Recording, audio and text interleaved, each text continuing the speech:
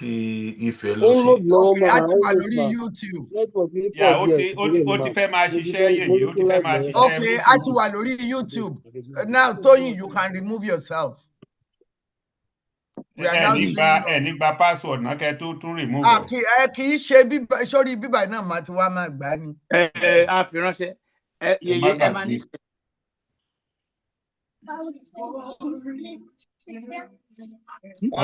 Wọ́n ti ní bí Ìbàdàn méjì bá ń jà ká má dá sí. Ìbàdàn ọ̀rọ̀ Ìbàdàn méjì kọ́ leléyìí. Eléyìí ti kọjá ọ̀rọ̀ Ìbàdàn méjì. Èmi ọkọ ìyá rẹ̀ ni mi. I raised his father. I brought up his father. Any sùúrù, calm down. So ẹgbà tán ní ọmọ Ìbàdàn méjì eléyìí ti wá ju Ìbàdàn lọ ni. Okay, we are on, so you can remove yourself. Thank you. Can I have pizza? Yeah, we are going to talk later. Thank you, everybody. And sorry for the rigmarole. I'm very happy to welcome everybody. We have wasted a larger part of our time. The reason why I asked him to. Okay, can you give me the host? No, it can't be the host now. Can he give?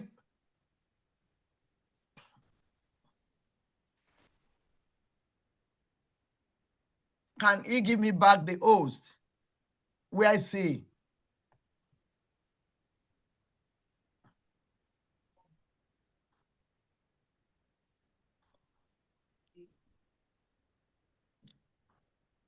Okay. I want to see whether I'm the host. The meeting is being transcribed. By who? Message to me convenient. Yeah, I mean, but anyone with access to the transcript may view or share. We didn't ask the meeting to be transcribed. Bóyá yẹn wà automatic pẹ̀lú AI Zoom. But we have never seen that. Abi? Okay. What I'm paying the host in sin, I fẹ́ gbé fún Mama Yusuf. Wọ́n ti gbé fún mi. Ẹ̀yin ló wà bẹ́ẹ̀ sí. Ẹ̀yin ni host. Hold on, ẹ jẹ́ kí n bí a ṣe gùn, ẹ jẹ́ hold on. Ebo kíní lẹ̀ ń sọ yẹn, ebo Àwórì. Egun. Àwórì gbọ́n jù yẹn lọ. Kí ni yàtọ̀ tí ń bẹ láàrin Egun àti Àwórì? Yeye, don't try. Má bá wọn dá sí o, má bá wọn dá sí. Egun àti Àwórì. Ẹ ti mọ̀ pé àkísà mọ́ wọn ara ẹ̀ pàrà ló ń gbé. Bàbá ni leader àwọn bẹ̀tẹ̀ mo ní sùúrù ẹ̀. So I'm still looking for Dr. Rose. Hold on. So that pé Dr. Rose ò tí join wa unless wá join pẹ̀lú iPhone mask or mask iPhone. Ẹ jẹ́ kí n pè wọ́n wò ní. Okay, ẹ ṣé. Brother one church.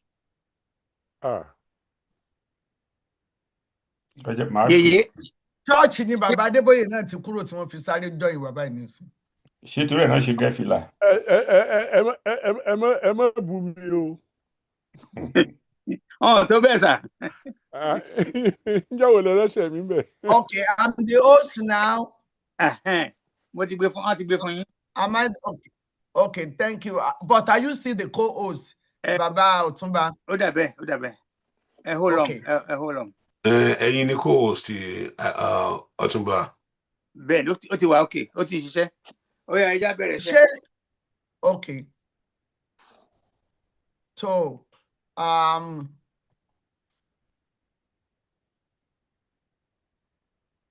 okay, why is my camera not working?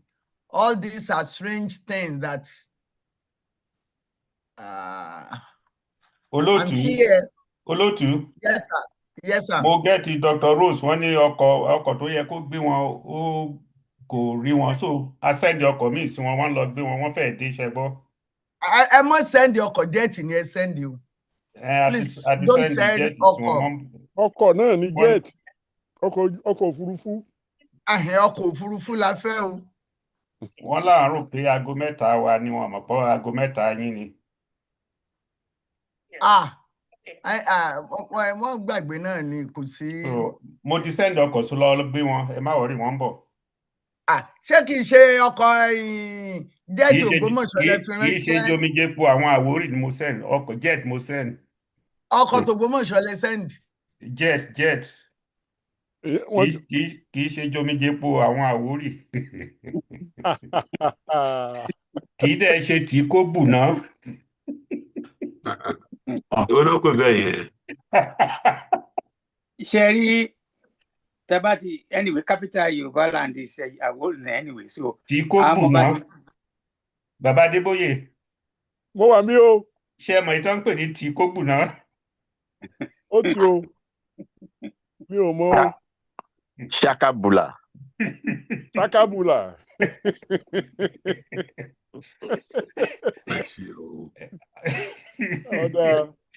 Bàbá Oyèfúlẹ̀ lè bá wa sọ ìtumọ̀ tí kò bù náà.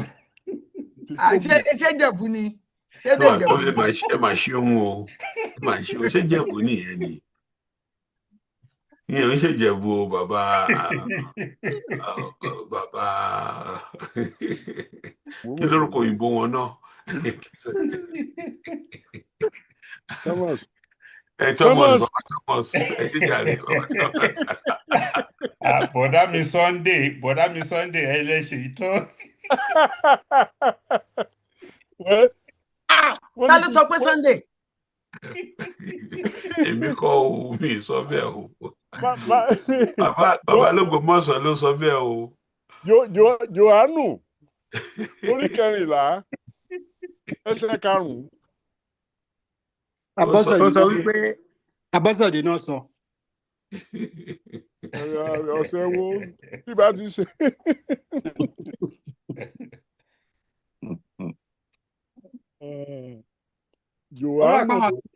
Ó rà pa àwọn Ghanaian tó máa ń fi every day of the káwọn fi sọmọ lórúkọ. So gbogbo days ẹ máa ń busy pẹ̀lú wọn. Yèyé ṣé ká bẹ̀rẹ̀ kí Dr. Rose bá wa lẹ́nu ẹ̀ àbí báwo? Okay. Maybe I can call Dr. Bàbá Oyèfúlẹ̀ ti ń yán mo rò pé lẹ̀ ti ṣú lọ́dọ̀ wọn. Ó dàbí wọ́n ti padà dé bí. Wọ́n ti padà dé bí mo ṣì wà Nàìjíríà ń sẹ́yìn. Wọ́n mọ̀ máa sọ fún yín. Jet lag ló mú wọn yán. Torí àkàrà ẹgbẹ́ tẹ́ rán wọn rà bọ̀. Mo mú robo wá ṣá o, robo. Robo Nàìjíríà tó lè káyàn lẹ́yìn o. Ẹgbọ́n náà gbogbo ìta ń wídùn o, mi ò mọ ta ló mú kámẹ́rà mi lọ o. Ṣé kìí ṣe Fúlàní? Àwọn Ògbómọ̀ṣọ́ bẹ̀rẹ̀ iṣẹ́ nìyẹn. Mi ò wá mọ. Ògbómọ̀ṣọ́ kì í jalè.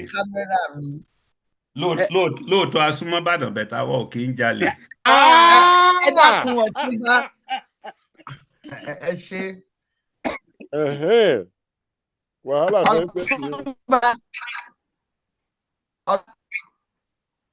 Ọ̀túnba. Mo ń gbọ́ jẹ́ ẹ̀kọ́ sí. Mo gbọ́. Mi gbọ́rọ̀ yín kan.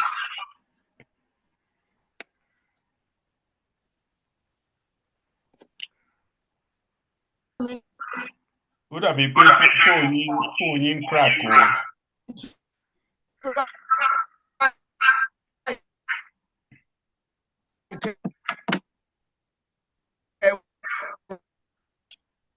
Mi gbọ́rọ̀ yín ara o.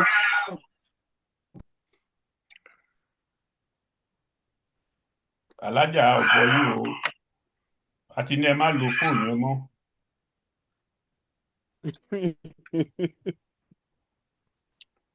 Ìgbà tí èmi jẹ́ tí wọ́n pé fóònù àwọn ti bí àwọn ará bí yẹn. Ṣé tí bàbá Oyèfúnlẹ̀ rà wá láti Nàìjíríà ni? They jẹ́ kẹ́ ń tọrọ bàbá ẹni sí. Welcome, Dr. Rose. Good afternoon, sirs. I sincerely apologize. I was actually waiting for 3 o'clock. Thank God. Thank you so much for calling. I mixed up the time. I'm no longer in Ontario. I am now in Alberta. So sorry about that. Alberta, okay. Yes.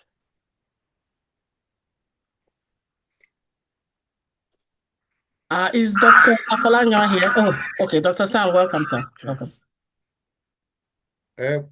Thank you, Dr. Rose. Gbogbo ẹ̀yin tẹ́ wà ń jòkó ẹ kú kalẹ̀ o.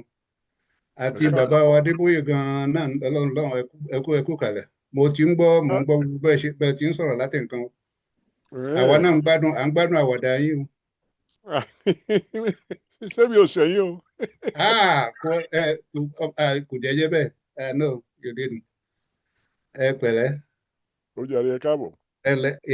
Yèyé báwo ni o?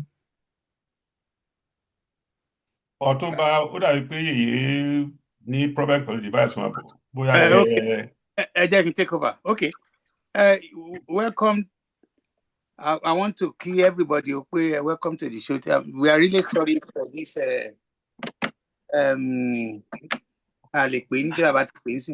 Miss up, miss happen anyway. Yeah. So we are really sorry. Let me see if I can connect Yeye and see whether we can proceed. I think she's on. I can see her from here. Yeye. Are you really want to go? Is an issue.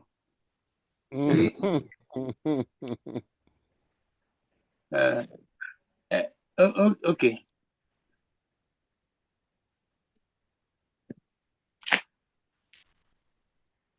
All right, let's start it while we are waiting to reappear.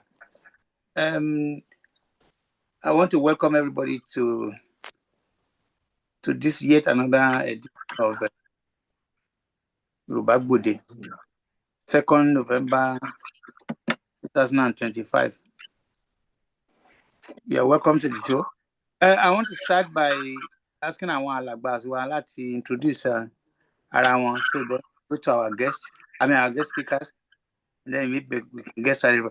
Let me start with Professor Adeboye. Good evening, good afternoon, good morning, sir. Good morning, good afternoon, good evening, depending on where people are. I'm happy to join you. I'm happy to be here. I'm delighted to see our guests.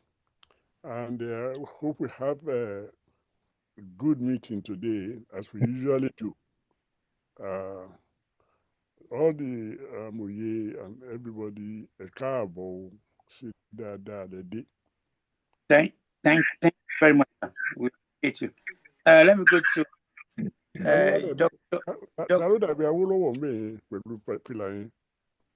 background mi ni ara àwọn nǹkan tó ń fún mi nígbà tó wà láyé ni. Let me quickly go to Dr. Oyefule. Dr. Oyefule, you are welcome to the show. Yes. Mo kí àwọn guest wa alàgbà Afọláyan, Ìyáàfin Rose, welcome on board. And Baba, I doff off my cap. And we are going to be listening attentively. See, we've to Leni. So back to you, Otumba. Thank you very much, Dr. Oyefule. I want to go to Baba Alugumoto, Engineer Bankole.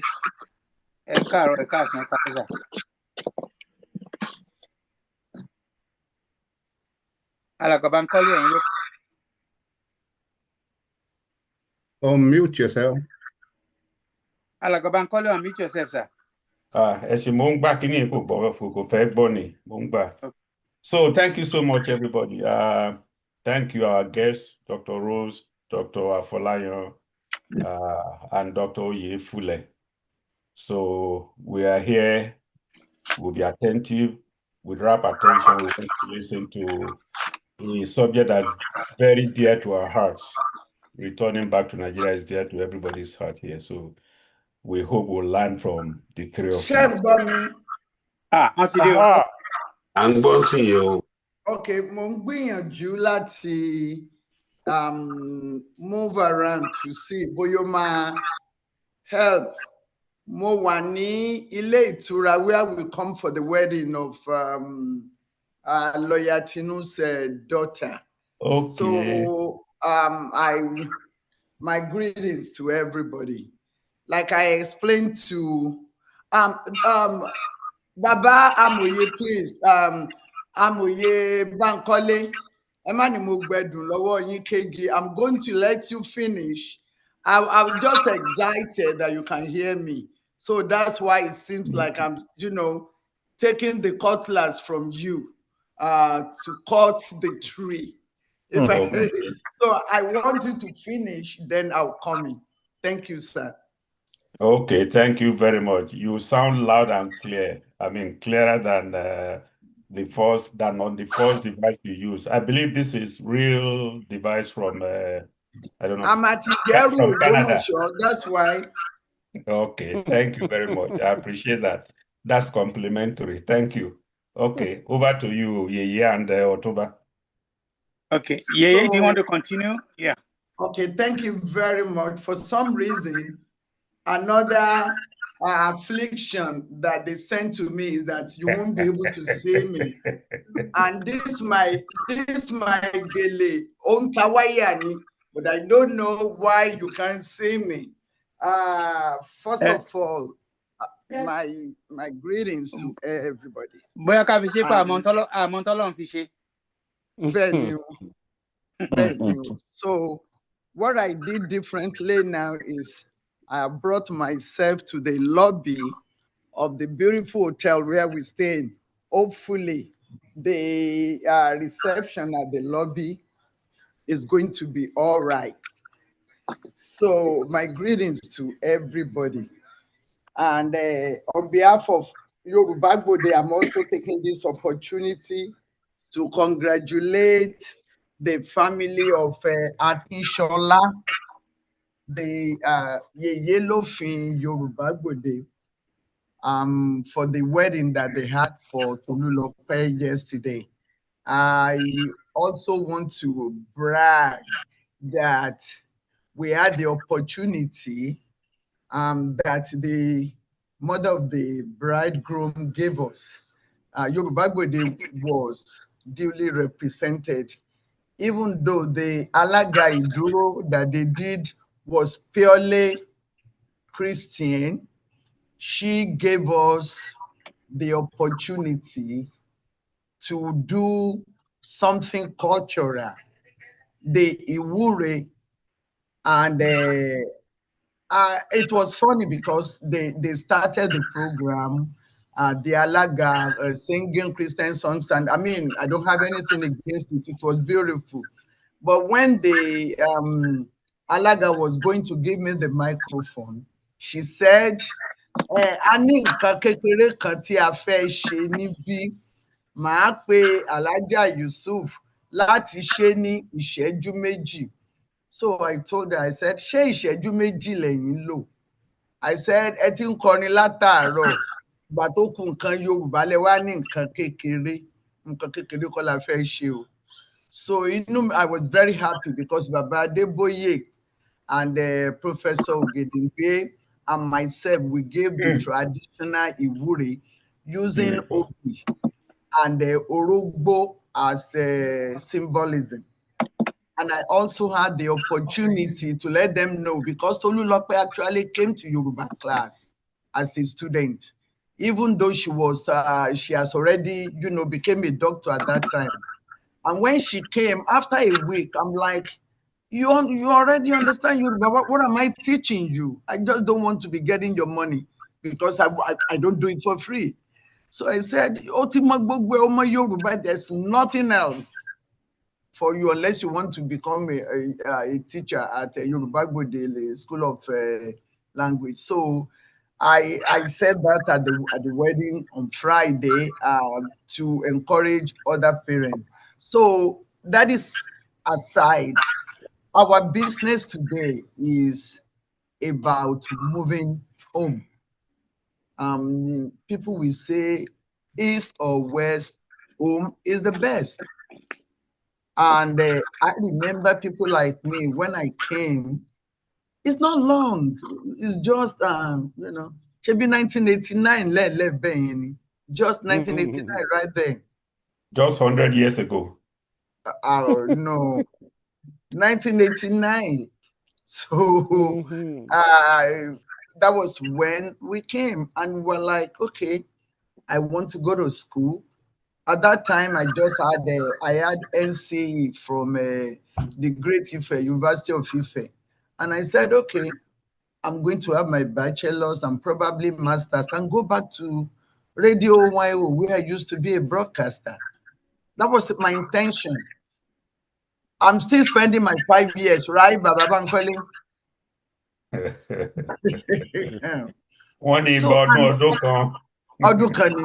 So 200 years is 1 year. Before I go ahead, I'm going to introduce our guest. I'm going to introduce Dr. Rose Joshua. She is not Alejo or a stranger.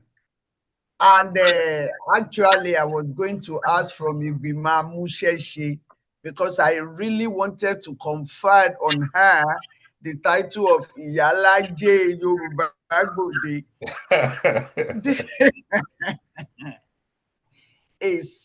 She really fits that. On the 2 occasions that she has talked on Yoruba Gbode, she has actually transformed the lives, many lives, by her speech, by her explanation about finance, about home ownership, and about establishing credit. And if we have both, what else do we need? Generational wealth too. Generational wealth from me to Ayoteju and co. So I'm very, very grateful, and I feel honored again to welcome you again on Yoruba Gbode. Our Iyalaje, the only woman who knows about financing. Welcome to Yoruba Gbode. Thank you, Ma. Thank you so much. Thanks, everyone. God bless you.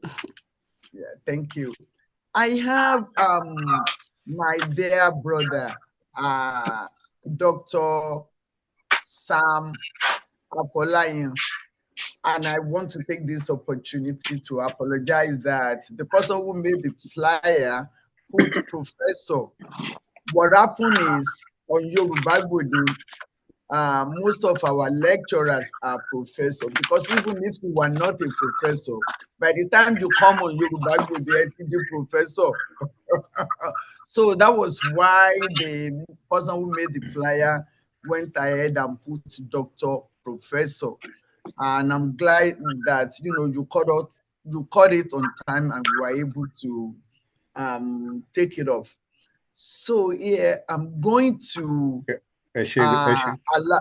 allow you to tell us briefly, because Yoruba will say I want you to tell us briefly where you are starting and how you get to where you are. You are on, sir. The mic is yours. You can speak Yoruba, you can speak English. Elede ni wa. Ẹ ṣé gan. Yorùbá ń gbọ́ Yorùbá o. Ẹ ṣé gan yèyé, ara Kwara ni mí à ń ṣe Yorùbá àwa Hausa ilẹ̀ Yorùbá nù. Ẹ̀yin Ògbómọ̀ṣọ́ ló ní ká kìkì wá sẹ́yìn, a ti ń jà látijọ́ àti wọ̀ padà. Thank you very much. Ẹrẹ́ tó jù yín lọ lónìí. Nǹkan tá à ń fojú ara wa rí bí ìṣe kéke. Ẹ ṣeun gan. Thank you very much. Ẹ ṣé gan Ọ̀túnba àti Bàbá Adégbòye, every single person tó wà ń bí, mo fi tọ̀wọ̀tọ̀wọ̀ kí yín. You're welcome, sir. Ẹ ṣé gan àti Dr. Ifule. who's here, and my dear sister, Dr. Rose. I hope you are the only person I'm surprised to see here is Mr. Akanwo. Mr. Akanwo, me koda o wa nbi gan mi ri ko so Yorùbá rí. Nbo ló ti báwo ló ṣe yọjú lẹ́ni o. I am curious. I'm curious about what you guys have to say. Okay then. I am very curious. I'm excited. Ẹ ṣé gan yeye. No, mo mọ̀ pé kọ́mọdé náà pẹ̀lú.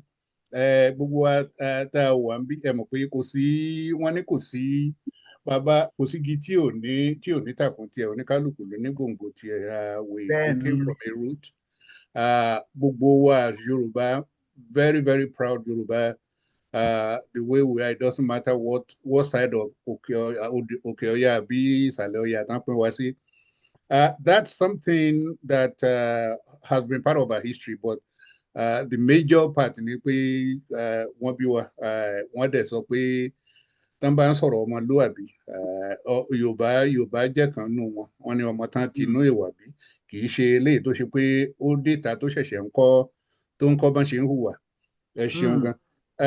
Now, journey to me, I think it's a very short introduction. Let me ask you, Dr. Rosuma, our great Ife. We started off from Ife, and then as an architect, Awabi, then we've been here. Bí yèyé ṣe ń sọ látàárọ̀ bá a ṣe wá à ń sọ pé ọdún márùn-ún à ń padà lọlé. A padà lọ ṣe ọdún márùn-ún tí ń di 40 years lọ báyìí.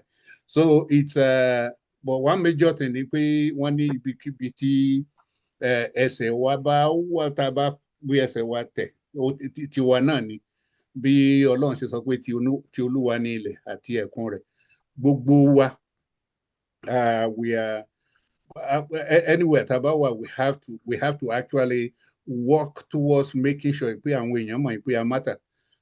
Ọmọ tó ní history ni wa we have we've started from somewhere ìyẹn gan ní ibi tá a wà ń bí gan ara nǹkan tá à ń ṣe pẹ̀lú gbogbo àwa ẹgbẹ́ bàbá Nkọ́lé kí la máa pè wá ṣé àwọn ọmọ kéékèèké ni àbáyé àgbàlagbà. It's just to ensure pé àwọn ọmọ wa mọ̀ torí pé irú ìwà eléyìí tó ṣe pé wọ́n jẹ bí wa ọ̀pọ̀lọpọ̀ wọn ibi ìlà bí wọn sí káwọn náà lè mọ̀ pé no àwọn kí náà ń pè kèrègbè tó lókun ni kò yí ṣe pé kì í ṣe kèrègbè eléyìí tó ṣe pé wọ́n kàn déédéé ń jù kiri so ara nǹkan tá à ń kọ́ wa nìyẹn. And ìgbà tí Dr. Rose pè mí pé wọ́n ní kí n wá mi ò tiẹ̀ èmi tiẹ̀ ń sọ pé I don't know I wasn't sure who I'm going to be meeting èmi rò pé àwọn ọmọ kéékèèké ni and yèyé náà mo rí fọ́tò yẹn lórí kíní bí ọmọ 14 nìyẹn mo ní bóyá tó ṣẹlẹ̀ ṣe wá.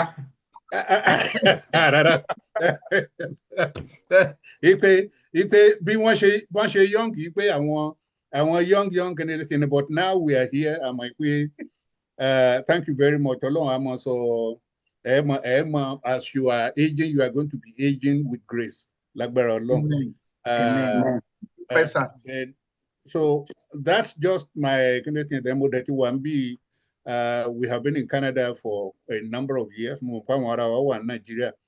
So, but I'm prepare.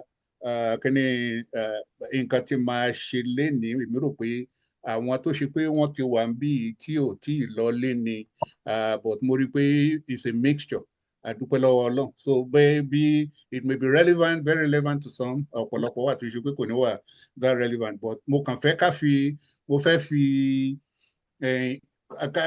push conversation so that a lè jọ sọ̀rọ̀ and then we get to a point. So mine is just to provoke to actually have a conversation around where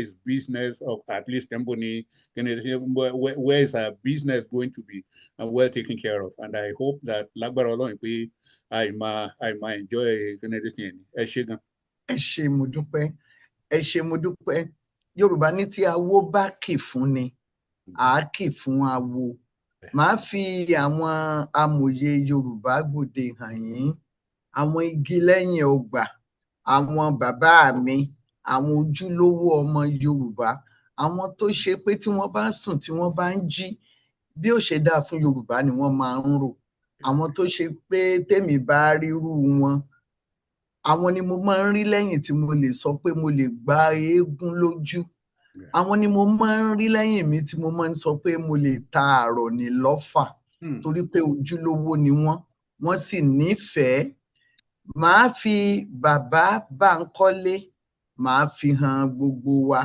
àwọn ni Thomas bàbá Bánkọ́lé Ológbòmọ̀ṣọ́ of Canada oyè tuntun tí mo fi wọ́n jẹ ni èmi máa yọ oyè sí wọn ni bí wọ́n ṣe nífẹ̀ẹ́ Yorùbá tó ní gbogbo ọjọ́ ìsinmi wọ́n máa ń tẹ ọkọ̀ létí láti Canada wá sórí ètò yìí wọ́n sì ti jẹ́ amòye Yorùbá Gbòde nígbà tá a ti bẹ̀rẹ̀ a jọ bẹ̀rẹ̀ ètò ní nǹkan bí ọdún 5 sẹ́yìn ni àwọn náà ń dá bí ẹdun tí wọ́n ń rọ̀ bí òwe bàbá Bánkọ́lé ẹ kàn sí àwọn èèyàn ànífẹ́ lómi ìṣẹ́yìn. Ẹ ṣé púpọ̀ olóòtú mo kàn fẹ́ sọ fún yín tó bá jẹ́ pé bí 20 ọdún sẹ́yìn lẹ sọ pé tẹ bá rí mi lẹ́yìn yẹn lè gba eégún lójú màá sọ pé bẹ́ẹ̀ ni lọ́wọ́ tí mo wà tẹ bá gba eégún lójú ẹ rí i pé mi ò lágbára àti wá dìfẹ́ǹdì yín so ẹjọ́ má dán wò so mo dúpẹ́ lọ́wọ́ yín ẹ ṣeun ẹ ṣé gbogbo ẹ̀yin tẹ wá kọ́ wa ní ẹ̀kọ́ lọ́jọ́ òní a máa tẹ́tí sí gbogbo àwọn ẹ̀kọ́ tẹ fẹ́ kọ́ wa ẹ ṣeun. tó ẹ ṣeun àwọn nìkan kọ́ o àrò mẹ́ta ló ń jẹ́ Yorùbá Gbòde ẹ̀gbọ́n mi wà níbí bàbá dókítà ọlọ́pọlọ ọmọ oníkòkò ìmọ̀ a máa ń pè wọ́n dókítà ọlọ́pọlọ torí pé àwọn ọpọlọ tó bá kù díẹ̀ káàtó Ọlọ́run a máa fún àwọn ṣe tí wọn ó tún ṣe tọ́pọlọ wọn ó wà dúró wámúwámú tẹ́lòmíì bá gbọ́ tán bá sọ pé dókítà ọlọ́pọlọ ẹ máa rò pé ṣé dókítà tó ní ọpọlọ là ń sọ ni àbí dókítà kí ni tiwọn pẹ̀lú ọpọlọ àwọn ọ̀nà méjì ni wọ́n ní ọpọlọ fúnra wọn gangan àwọn la lè pè ní atórí ẹni tí ò sàn ṣe bí bá lè lù bẹ́ẹ̀ gbogbo àwọn tọ́pọlọ wọn kù díẹ̀ káàtó ní ilé iṣẹ́ wọn ní ẹnì kan bá wa ṣe ti Trump náà ibi tẹ́ ń lọ Trump mọ̀ ga ọwọ́ wọn mọ̀ nítorí rẹ̀ ọwọ́ yìí ó ṣáà débi kan kó tó tún ṣe àbí èyí tí wọ́n tún mọ̀ gbé àkàsọ̀ sí ẹsẹ̀ nítorí wọ́n fẹ́ tún ọpọlọ yẹn. wọ́n pọ̀fọ̀ fún ni. lọ́pọ̀lọpọ̀ bá wálẹ̀ tó dókítà Olúbíyì Oyèfúlẹ̀ amòye Yorùbá Gbòde ẹ kí àwọn èèyàn kí wọ́n mọ̀ pé yín ni. ẹ máa ṣeun olóòtú orí mi ń wú gan ni èmi nìkan tán bàbá Thomas ní pé ká wá ti bàbá wa lọ bí a ti ṣe kò ṣeé ṣe fún ni a pọ̀fọ̀ kó ọ̀fọ̀ òòrùn. ẹ lo àyájọ́ èmi láyàjọ́ kan kò sí tá a lò tán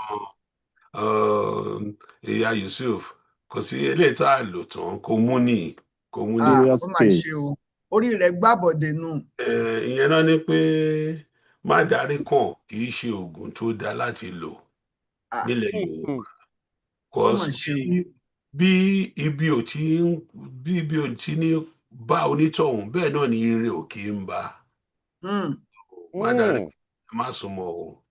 It's a serious case. Anyway, on more profane ground basis ẹ ṣé gan ni thank you very much.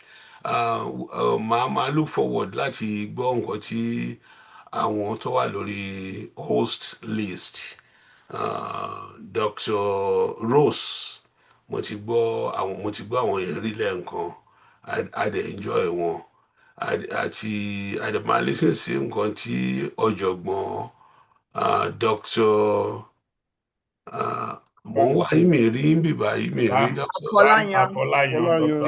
Afọláyan bíbá yìí wọ́n fojú pamọ́ ni. Wọ́n fojú pamọ́ ok so a máa gbọ́ nǹkan tó máa sọ èmi náà máa dẹ̀ fi díẹ̀ kínkínní kún cause by experience mo ti padà lọ́ọ́lé lẹ́ẹ̀kan mo ti jápa lọ sí Nàìjíríà, mo tún jápa padà wá sí Amẹ́ríkà. So kí ni fà tí tó rí bẹ́ẹ̀? I would like to share my own personal history. Back to you, Lótú. Ẹ ṣeun. Tó Yorùbá ní èèyàn ní ń bẹ nídìí orò. Bàbá ẹ dákun ẹ bá ń gbé kámẹ́rà yín sókè díẹ̀ ká lè rí yín. Àrífìlà afẹ́rójú yín. Ẹ ṣeun yọ̀dà fún yín tí ó pọ̀. Bàbá amòye, àwọn ni olórí wa, àwọn ni wọ́n ń kó wa sòdí. Àwọn náà ni ọ̀jọ̀gbọ́n Adéníran Adébóyè. Àwọn ti ṣe alága ẹgbẹ́ ọmọ Yorùbá rí kánrin kéṣe, kò síbi tí wọn ò ti rìn dé lórí ọ̀rọ̀ ọmọ Yorùbá. Wọ́n wá màá sí gbogbo ṣàmì pé mo ní ẹnìkan atórí ẹni tí ò tún ṣe. Àwọn ní tiwọn, àwọn gbogbo àwọn tí ó bá jẹ́ pé láti kékeré ni wọ́n ti máa fi dí ránṣẹ́ sí wọn lórí mathematics. Nígbà wọn ti ń fi wọn ránṣẹ́ sí bàbá, gbogbo díhùn ti fò lọ, ó ti di A àti B.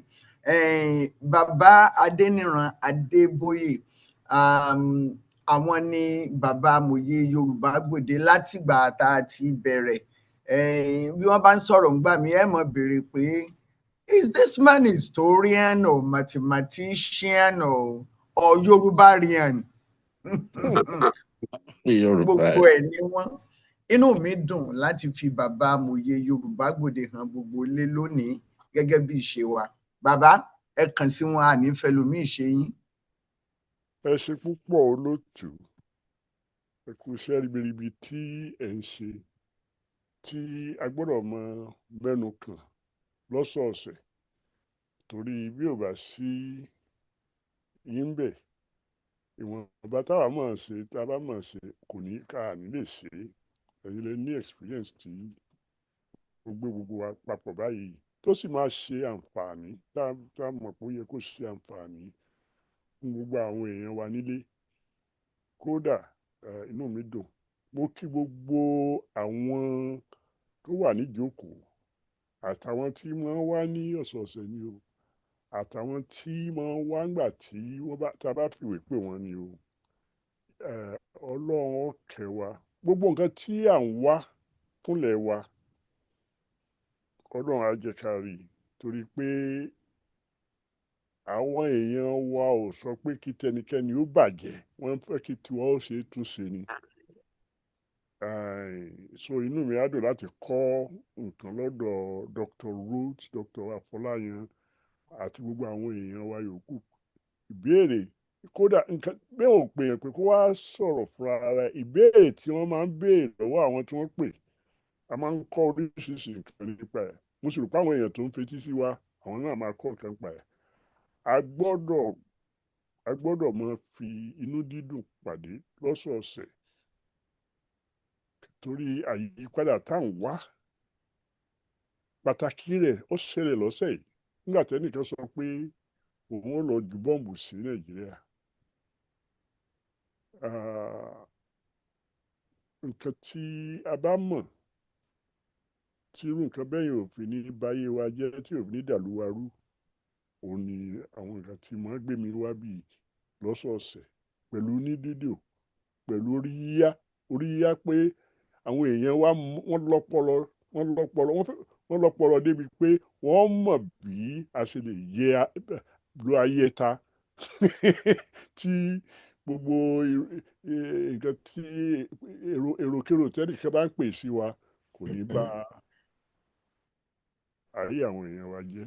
Ẹ ṣeun, ẹ kú wájú o. Tó ẹ ṣeun, a dúpẹ́. Thank you, Baba. Dr. Rose, mo fẹ́ fi àsìkò yìí tọrọ àforíjìn. Ọmọ tí ó ń ṣe flyer tó ń ṣe oríṣiríṣi ń tá a fi ní kó máa lọ́nu. Ara wàhálà tá a ní nílùú wa nù. Iṣẹ́ téèyàn bá ń ṣe tí ì ṣe iṣẹ́ ọ̀fẹ́, kí ló dé téèyàn ò ní ṣe dáadáa tí ó máa fi mọ́gàjí pé mọ́gàta. Mo tọrọ àforíjì, irú ẹ̀ ò ní wáyé mọ́. Ó pè wọ́n ní dókítà alábẹ, àbẹ́ẹ̀ rí, ẹni tí ọmọkànmọ̀kàn ti ń fi ewé ẹ̀kú gbà kọ. Ẹ jẹ́ kí a múra gírí ká lọ sí ibi ohun tí a fẹ́ ṣe. Yorùbá ní ká tú iṣu nù, ká tú àgbàdo nù, ká wá roko mọ́ nǹkan tá a jẹ. Tá a bá tú iṣu nù, tá a tú àgbàdo nù, kí wàá látúnjẹ? Ṣùgbọ́n bí Yorùbá ti ń wí nù. Ìbéèrè tí mo kọ́kọ́ fẹ́ béèrè tí mo sì fẹ́ lákọ̀ọ́kọ́ náà mo fẹ́ sọ dókítà ọlọ́pọlọ wọ́n ń pẹ́, wọn ò lè pẹ́. Èèyàn 3 ló wà nínú ìgbìmọ̀ tí ó bá wa sọ̀rọ̀ lónìí. Nígbà tí mo sì yẹ̀ wò, ẹ wà lára wọn. Bóyá ẹ rí fọ́tò, ẹ wà lára ìgbìmọ̀ ẹlẹ́ni 3 tí ó bá wa sọ̀rọ̀ tó lẹ́yìn náà ti rí ìrírí. Yorùbá sì ní dánwò ló bí ìyà ọ̀kẹ́rẹ́. Ìyà tí ọ̀kẹ́rẹ́ ń jẹ ó ń dánwò ni. Ọlọ́run má ṣe wá lẹ́ni ìyà. Ìbéèrè mi àkọ́kọ́, you know, we are free to speak English or Yoruba, whatever is convenient for you. That is the difference between Yoruba Gbode and any other program. Now, my question is, with the rate of exchange now, with what money is to dollar and pound sterling, and compare with other currencies of the world, what can you say specifically about Nigeria in terms of wealth for Nigeria as a country and for the individuals, especially the downtrodden masses? Kí ni tá a lè sọ pẹ̀lú iye tá a fi ń ṣẹ́wó ní ìsìn? Náírà ó dọ̀bálẹ̀ ní 1,500 ìgbà ló dọ̀bálẹ̀ fún dọ́là. Kí nìyẹn túmọ̀ sí nípa ètò ọrọ̀ ajé wa fún orílẹ̀-èdè àti fún àwọn èèyàn ẹnì kọ̀ọ̀kan tá à ń pè ní ọmọ ilẹ̀ yìí? I'm going to start with Dr. Afolayan. Baba, over to you, sir. Ẹ ṣeun gan. Ó dàbí pé bẹ́ẹ̀ ṣe ń sọ̀rọ̀, ó dàbí pé inú wa ń bí ìtòrò ara àwọn ọ̀rọ̀ tá à ń sọ ní gbogbo gbàgán náà nìyẹn lórí ọ̀rọ̀ exchange rate, lórí dọ́là àti bí náírà ti rí. A mọ̀ pé béèyàn bá ń sọ̀rọ̀ ọ̀rọ̀ ètò ìnáwó ìlú àti bí ìlú ó ṣe mókè, wọ́n ní ó yẹ ká ti bí pẹlẹbẹ mọ́ọ̀lẹ̀ jẹ. ọ̀rọ̀ wa ó ti bẹ̀rẹ̀, kì í ṣe ní kì í dẹ̀ ṣàná lórí ọ̀rọ̀ exchange, but ibi tá a wà ń sìn kódà fún àwa tá a wà ní diaspora gan, ó ṣe nǹkan tí ó ṣe ni láàánú, torí pé bó o ní ẹgbẹ̀rún dọ́là tó kó lọlé tó fi lọ ṣiṣẹ́, kí ló fẹ́ gbà ń bẹ̀? Torí pẹ̀lú ọ̀rọ̀ exchange rate, torí bó o bá ṣe ń lé ọ̀hún gan, náírà ni wàá fi gbà. And ẹni tí ó gba náírà yẹn, bí náírà ṣe ń change, adúpẹ́ lọ́wọ́ èyí okay, ó dàbí pé wọ́n ti ṣó yín, but bẹ́ẹ̀ni, pẹ̀lú bí dọ́là òun ṣe àbí bí kíni náírà ṣe rí, òun gan ló ń fa tí ọrọ̀ ajé Nàìjíríà fi mẹ́hẹ̀ ní gbogbo areas.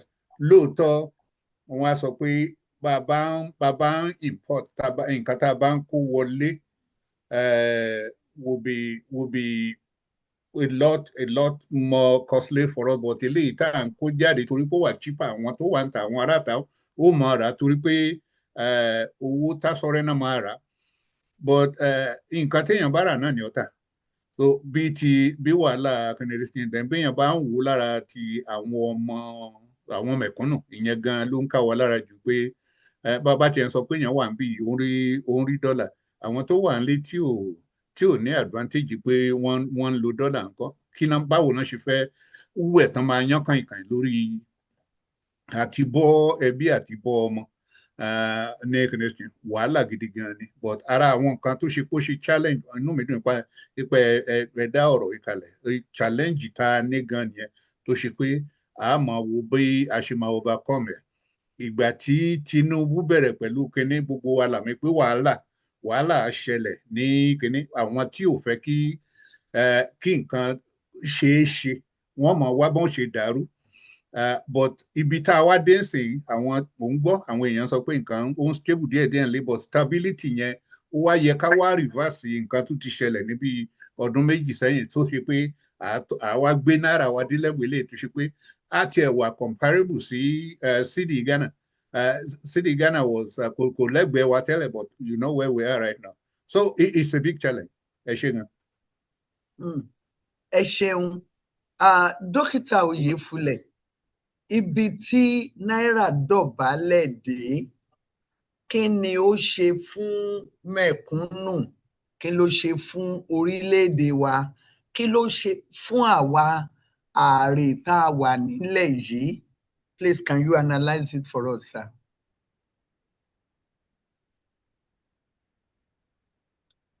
Mute, Dr. Oyefule. Yeah, Eshe, thank you.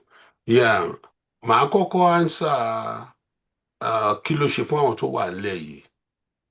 Nǹkan tó ṣe ni pé owó kékeré tó bá mú lọ́lé ó máa di owó ńlá mọ́ wọn lọ́wọ́. Àwọn tó dẹ̀ fẹ́ ra nǹkan láti ilé, owó pọ́ọ́kú gẹ́gẹ́ bí alàgbà Afọláyan tó sọ lẹ́ẹ̀kan, owó pọ́ọ́kú náà máa rà. But tá a bá wá lọ sílé, ká wò ó from the point of view of àwọn tó wà nílé. Ìgbà tó jẹ́ pé most of our products àwa kọ́ là ń ṣe, à ń rà wọ́n ni. Pé ká máa ra nǹkan ká máa import nǹkan ó pín sí ọ̀nà méjì. First of all, náírà wa máa lọlẹ̀ the more we import and the more we do not produce in Nigeria. So that duality of importing and not producing anything for export, díẹ̀ gan ni $1 to 1,490 naira tí a rí nsìn bá ti ń sọ̀rọ̀ yìí. So fún àwọn tó wà nílé yẹn, nǹkan tó wọ́n bá rà ní oye amount kan ní náírà, ẹja ní pé wọ́n fẹ́ import kìíní kan tó yẹ pé $1 ló cost. Àwọn tó yẹ pé bí 800, 900 naira náà bá import last year, 2 years ago, nísìnyí ó ti di 1,400, 1,500. So ojú máa pọ́n mẹ̀kúnnù ńlé. And the result of it, mo rí ìgbà tẹ́mi náà lọ́ọ́lé lọ́jọ́ òní. Even though àwọn tó wà ní sọ fún mi pé things are much better o, ṣùgbọ́n about 2 months, 3 months, a year ago, ojú ń pọ́n wọn gan ni. People were starving. People were starving. And better within the past month or two, because when the place some of the prices have crashed. Price so to crash downwards. So ọ̀pọ̀ follow fún yẹn. Ṣùgbọ́n overall, things are very, very difficult, and the major cause of that difficulty ni pé we are not producing anything to be exported, and we are importing almost everything that we need. Títí kan toothpick. Títí kan toothpick. Back to you, Olutu. Mo hope kò mo ti answer gbogbo question tẹ́ béèrè. Bẹ́ẹ̀ni. Dr. Rose, the naira, we have to get 1,500 almost of naira for only $1. As far as you know, ma, what does that say about the goods that we buy in Nigeria? Especially, we are not providers. We don't produce. We are not producers. We are consumers in Nigeria. Can you analyze that for us, ma? Elakoyewa. Thank you, ma. Thanks, everyone. I think the question of Nigeria is something that we can talk about. We can sit here for the next week and still be talking about this same topic. I'm just going to piggyback on what has been said already and just kind of add where we need to start looking. We need to, because of the power of the dollar right now, it puts us in a position where we can begin to focus on impacting, positive impact on the Nigerian economy. Because since we are a consumer economy, we need to start looking at a shift towards a producer economy by establishing manufacturing organizations that would affect, number one, start producing something, and number two, address one of the major social issues in Nigeria, which is employment. People are hungry because they don't have money. People can make money if they gain employment. So from here, we can actually have positive impact. I want us to think back to Taiwan. I want us to think back to China. There were days 40, 50, 60 years ago when something made in Taiwan was junk. Something made in China was junk. But they have slowly but steadily focused on manufacturing to the point where literally the whole world depends on things made in China. The whole world depends on things made in Taiwan. If we begin to address moving home manufacturing, Mama, I can hear you. Hi, Mama. I can hear you, Mommy. Okay. Yes. I'm sorry. Yeah. So we need to begin to focus on using our money to establish manufacturing plants, companies, factories that would begin to address some of those issues.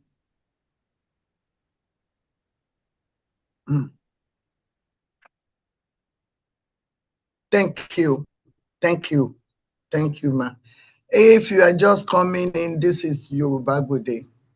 We are talking about Nigerian economy, and we are also aiming at, can we go back home? Is there any reason for us to go back home? I'm going to go back to Alàgbà Sam Afolayan.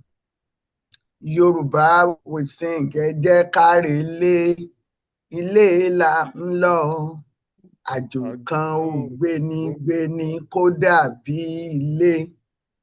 That is, no matter where you go, east or west, home is the best. Now we are looking at the way economy is. I'm still going to be talking about the exchange. With the exchange, Dr. Afolayan,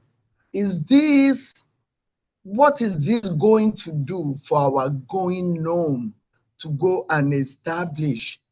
Like, I've been a teacher for donkey years here, and I want to go home. I'm getting old, but going home, I'm going to get some money, thank God, in dollars every month. What is that going to do with the exchange rate now? And does it make sense? Let us look at the sensibility of moving home to spend my to spend my retirement. I'm not talking about people who want to establish business in Nigeria. We are going to go to that. But I'm getting my retirement. Maybe it's 1,500, maybe it's 2,000. What do you think is in it for me? How should I feel? Ṣé ó yẹ kí inú mi máa dùn pé mo ti ń lọ lé ní ìjọba òkùnkùn máa ń fún mi lówó? Ẹ bá wa fi ojú àgbà wo òtòlò ẹ fi wò. Ẹ má gbàgbé pé tá a bá lọ sí Nàìjíríà, a lè mu pure water tí wọ́n ń pè ní pure water. A lè mu omi inú gò mí láwọn wá káàkiri. Gbogbo yẹn náà ni ẹ bá wa rò mọ́. Ó ti mọ́ wa lára ká jẹ apple, àbí? Bàbá Bánkọ́lé, apple mélòó lẹ sì fẹ́ kó lọ láti Canada? Apple mélòó lẹ ká ẹ tó dé Ìjẹ̀rù, àwọn tí wọ́n ti wá pàdé yín, apple tẹ́ mú bọ̀ wọ́n mọ̀ béèrè. So ẹ láti máa ra apple Nàìjíríà. Ọ̀nà wo ni ẹni tó fẹ̀yìntì lẹ́nu iṣẹ́ pẹ̀lú bí tí owó dé nísìn, ṣé ilé ti tó lọ fún ẹni tó fẹ́ fẹ̀yìntì lẹ́nu iṣẹ́? Ẹ ṣé. Ẹ ṣé gan olóòtú. Ọ̀jọ̀gbọ́n Rose sọ̀rọ̀ kan lẹ́ẹ̀kan tí máa piggyback on that. Ẹ mọ̀ pé ibì kan náà lèyàn ó ti bẹ̀rẹ̀, and ní béèyàn bá ń wo, à ń sọ̀rọ̀ China ni, à ń sọ̀rọ̀ Taiwan ni, à ń sọ̀rọ̀ Singapore ni, gbogbo àwọn tá a ṣẹ̀ ń wò wájú lénìí ẹ̀yìn wa náà wà tẹ́lẹ̀. Gbogbo wọn àwa náà ń wò tán wò kọ́ ṣe ní lásìkò kan rí. Kì í ṣe a máa lè padà débẹ̀. Ẹ mọ̀ policy ni ọ̀rọ̀ ètò ìlú báyẹn, great policy ló máa ń mú ìlú mú síwájú àti willingness àwọn èèyàn to actually follow on those policies. There's ìgbà tá bí mo mọ̀ pé ẹ mọ̀ Nigerians in Diaspora Organization bí 2015 as members of the Diaspora Organization. NIDO bẹ́ẹ̀ ni.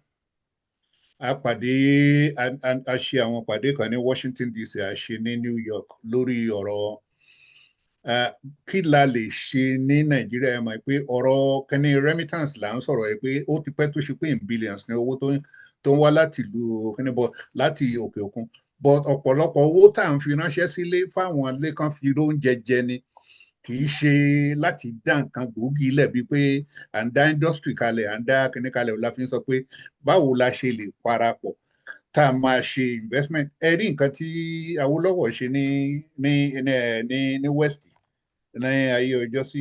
Gbogbo ìwọ ni Oòduà investment ni, gbogbo ìwọ ni Cocoa House ni, gbogbo àwọn nǹkan tá a ṣe ń padà sí tá à ń wò nìyẹn lásìkò. nǹkan tá à ń pè ní vision nìyẹn. Ẹni tá a bá ní olórí tó ní vision tó dẹ̀ motivate àwọn èèyàn. Torí China tí Dr. Rose dárúkọ ẹ̀, bẹ́ẹ̀ bá wò wọn àkó ti àwọn diaspora wọn àkóyàn wọn kéré at all. In fact, actually wọ́n set up a total ministry láti address the diaspora issue.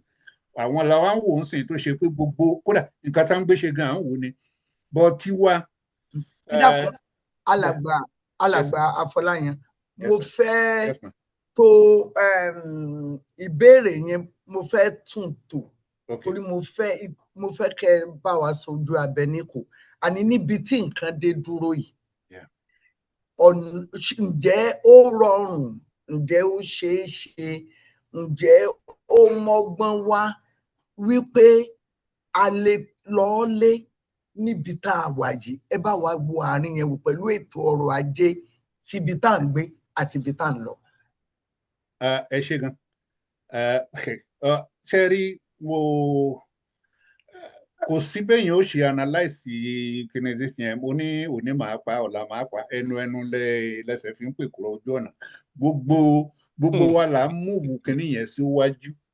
Ṣé àwọn nǹkan mi wà tó ṣe pé inú èèyàn ìbádùn ká ṣe, but lórí ibi téèyàn wà, èèyàn sọ pé béèyàn bá ru ọpọlọ ẹ̀ wò pé téèyàn fóun bá lọ lé báyìí, òkè bí gbówó eléyìí tó ń ná tó bá tán, ń bo ló ti rí kíni ẹsẹ̀. Torí gbogbo owó tó kó wá láti bí tó fi dá iléeṣẹ́ kalẹ̀, ara nǹkan tí mo sọ lẹ́ẹ̀kan nìyẹn pé kì í ṣe dọ́là wa fi gbà, náírà wa fi gbà. bọ̀ bó bá ṣe pé àgbájọwọ́ náà la fi ń sọ̀yà ni, bó bá ṣe pé àgbájọpọ̀ èèyàn sọ pé nǹkan báyìí tó ṣe bí industry báyìí, nǹkan tó ṣe bí industry báyìí, a fẹ́ dá wọn kalẹ̀. One, I employ àwọn ọmọ nílé. Then the second one ni pé I produce nǹkan tó ṣe pàwọ́ fúnra wa gan-an a lè export lọ sílùú èbó.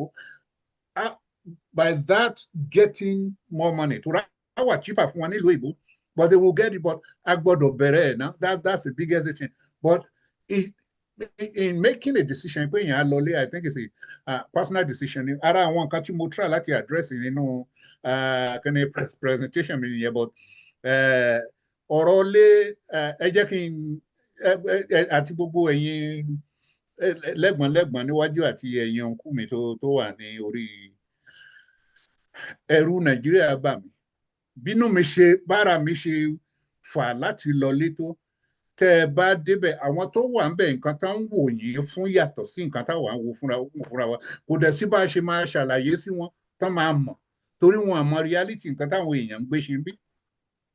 Wọ́n kàn ṣáà rí pé owó dé kankan yẹmu ni, pé ẹ mọ bu owó yẹn ni. But téèyàn ò bá ṣọ́ra, mo ráwọn ọ̀rẹ́ mi tó ṣe pé wọ́n bẹ̀rẹ̀ business ń bẹ̀ wọ́n sá padà ni. Tó ṣe pé wọ́n kó owó gidi gan ni o tán gbé àwọn tó ṣe pé Ọlọ́run kó yọ, tó ṣe pé àwọn kidnappers ò gbé wọn ni, tó ṣe pé wọ́n yọrí padà wá bí ni. Then ọ̀pọ̀lọpọ̀ wà tó ṣe pé torí pé ọ̀pọ̀lọpọ̀ wà ti di senior, oríṣiríṣi àwọn nǹkan tá à ń lò tá a fi ń gbéra bíi medication, bó bá lọlé, torí gbogbo yẹn lèèyàn ń rò papọ̀ mọ́ra wọn. Tó bá lọlé tó ò bá rí yẹn lásìkò tó yẹ kó o ṣe, bíi pé èèyàn ń dájọ́ kú fúnra ẹ̀ ni. A lot of things ni challenges tó ṣe pé à ń ní, that's in going home. It's still the best thing to do, but I need láti wà strategic. Ẹ ṣeun. Okay, Dr. Rose, let us look at it from this angle. I am retired, and Nigeria money is 1 to 1,500, and I'm getting some retirement money. So it means $1 out of whatever money that the government is giving me, let's say 2,000. So my $1 we accrue or we acquire 1,490 naira.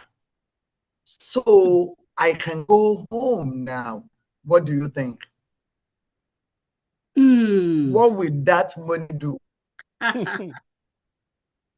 So going home is a good thing, but like Dr. Afolayan has said and spoken from experience, it has to be carefully thought through, in the sense that there are many aspects of residence in Nigeria. One of the biggest problems we have is that of security, which is what Dr. Afolayan has already spoken about. The issue of kidnappers. Yeah, we're still going to get to security, yes, but I would like us to. But I want us to look at the economy. Yeah, especially for somebody who is not going to establish business in Nigeria, but I'm going home because I have constant money coming as a retiree. Yes. So if we stay in that, so basically what you're asking us to do is think about just the money aspect. Is that what you're saying? Just the money aspect. That is where we're going to begin. We are going to later. Move forward. Okay. Yes. Sounds good. If somebody is earning, like in Canada here, your CPP at 65, if you work for 40 years or more, you're looking at maybe $1,500 or $1,200. Something like that. So $1,000 in Nigeria would be $1 million, $1 million naira a month. So if you have $1 million naira a month, living at home is easy. You can afford you can build yourself a nice place, hopefully before you go. Make sure that you have all the barbed wire in the world protecting your gate, barbed wire to your door, have all the double locks and all of that. I know we're going to talk about security later, but that's a big deal. And you can afford a maid. You can afford maids who are going to do all the running around for you. They can go to the market. For added security, you probably don't want to go to the market yourself. You want to send people to go do it. However, also for security issues, you need to be sure that you get a maid that you trust, because those are the people that might invite trouble in terms of, again, security risk. There's also witchcraft things, but witchcraft gets you here or there, it doesn't really matter.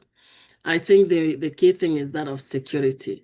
So money, if you have money and you want to retire back home, money is good, but one still has to think of all the dimensions, because going back home is not as simple as I have money. It's very, very complex. There are things to consider. Dr. Flyer has mentioned some. So we need to actually look at the whole picture before you can do it. For me personally, my sister's father-in-law was killed last year because, again, he's Bank of America. All the family is here, and so he was easy target. And so they picked him up. They asked us for ransom money. We sent money, but they still killed him. So, again, I have experienced firsthand some of the issues around the kidnapping. But again, I think we can talk about that later. So, Mama Yeye, if we look at just the money aspect, money is good. We can live large. We can live good. We can buy medicine. We can travel back and forth. Because if you have $1 million, you can buy a ticket, come to America for 2 months, get all your medication, do your check, and go back home. Stuff like that. You can live a good life, but just remember that we need to take it in context of the total full picture. Thank you. Thank you. Baba Biyo Yefule, what is your take on this? Mutimbawo Feinti. Let's say it's even only $1,000 and I want to go home. I'm retired. I'm not even thinking about business. Is it going to be home sweet home with the exchange rate? That money, what is it going to buy for me? What does it mean for me? Remember, I can't drink pure water that they call pure water. I have to drink bottled water. What will that money do for me? Gbogbo àwọn ọ̀rẹ́ mi tó ń lọ lé, all my friends who went home, mo quiz each and every one of them ní pé èló ni they put aside for living expenses. And what every month, monthly living expenses. What I heard was that 1,000 US dollars, which is be 1.4 million, may not be quite enough. And Tabade will 1,000 Canadian, which would be about 1 million or 1 point something, may not be enough. Gbogbo wọn to the last, you need a minimum of 2,000. And if you want extra money to help other people at home, then you're talking about up to $3,000 every month. That's a lot, to live comfortably. But as the other two speakers said, more so Dr. Rose, security aspects here which you are going to ask about later, ongoing issue to scare a lot of us. That's a lot. And right. Let me finish this point. Sharing what mentioned, most of the people who go back home I assume Dr. Rose speaks Yoruba fluently. Better than you. Yeah. So Yes. what I find out, one of, I'll tell you, I just came back from Nigeria 2 days ago. Friday in security issue to me was scared of more, to be honest with you, because I haven't been back home since last year. Security issue was terrible about 3, 4, 6 months ago. In seeing there's been a turnaround, and my friends at home to Mobasoro, but if you're living in Lagos or Ibadan, you are still safer within the metropolis. Ibi tí ìjọ̀gbọ̀n wà ńgbà yẹn, unless so if you're traveling between towns, àwọn kidnappers were there. Not as much as they were before, because federal government do a little bit about the kidnappers. So security issue nìkan lèèyàn máa worry nípa, but then the security issue has gotten a little bit better over the past few months. Now, I will say that Mofi appreciate Dr. Rose's experience. The death of one single family member is a devastating event, and I'm sorry for your loss. Ṣùgbọ́n that loss is there, and one has to be very careful. But overall, generally, things are a little bit safer now, and one has to keep that in mind, that security issue. Back to you, Lutu. Thank you. For people who are just joining us, whether on radio, Delaware area, or people who are joining us on the YouTube, you are just coming in, or people are just trying to maneuver on the Zoom. This is Yoruba Gbode. We are talking about the economy in Nigeria, and here is a sweet home if we try to go home. Àwọn àgbàlagbà ti bá wa ṣe àgbéyẹ̀wò pé owó rìtámẹ́ǹtì mi ò ní mo fẹ́ ná, iṣẹ́ ọ̀lẹ lọ̀lẹ ń jẹ, iye tí mo bá gbé òun náà ni ẹ̀kọ̀ọ̀kan náà ni wọ́n máa fi kún social security. You know, mi mọ̀ tó ń ṣẹlẹ̀ ní Canada, but tí bí ẹ̀mí bá ṣe yídi padà, gbà mí wọn a máa yí padà, wọn ò fi díẹ̀díẹ̀ kún. Yorùbá sì ní kò sérè nínú lágbowó kà. Ìyálé mi nísìnyí ṣe mí ò sínú fọ́tò bó ti jókòó lọ́ọ̀bà rẹ̀. Àwa ń ṣe àgbéyẹ̀wò owó yẹn. Owó Nàìjíríà kúkú ti lọ òkè rẹpẹtẹ. Wọ́n bá mú dọ́là kan lọ́wọ́, ilé òkun 1,490 something. Mélòó wá la lè rí irú ẹ̀? Ṣé owó tá a gbà ṣòtò wà ná nílùú yìí?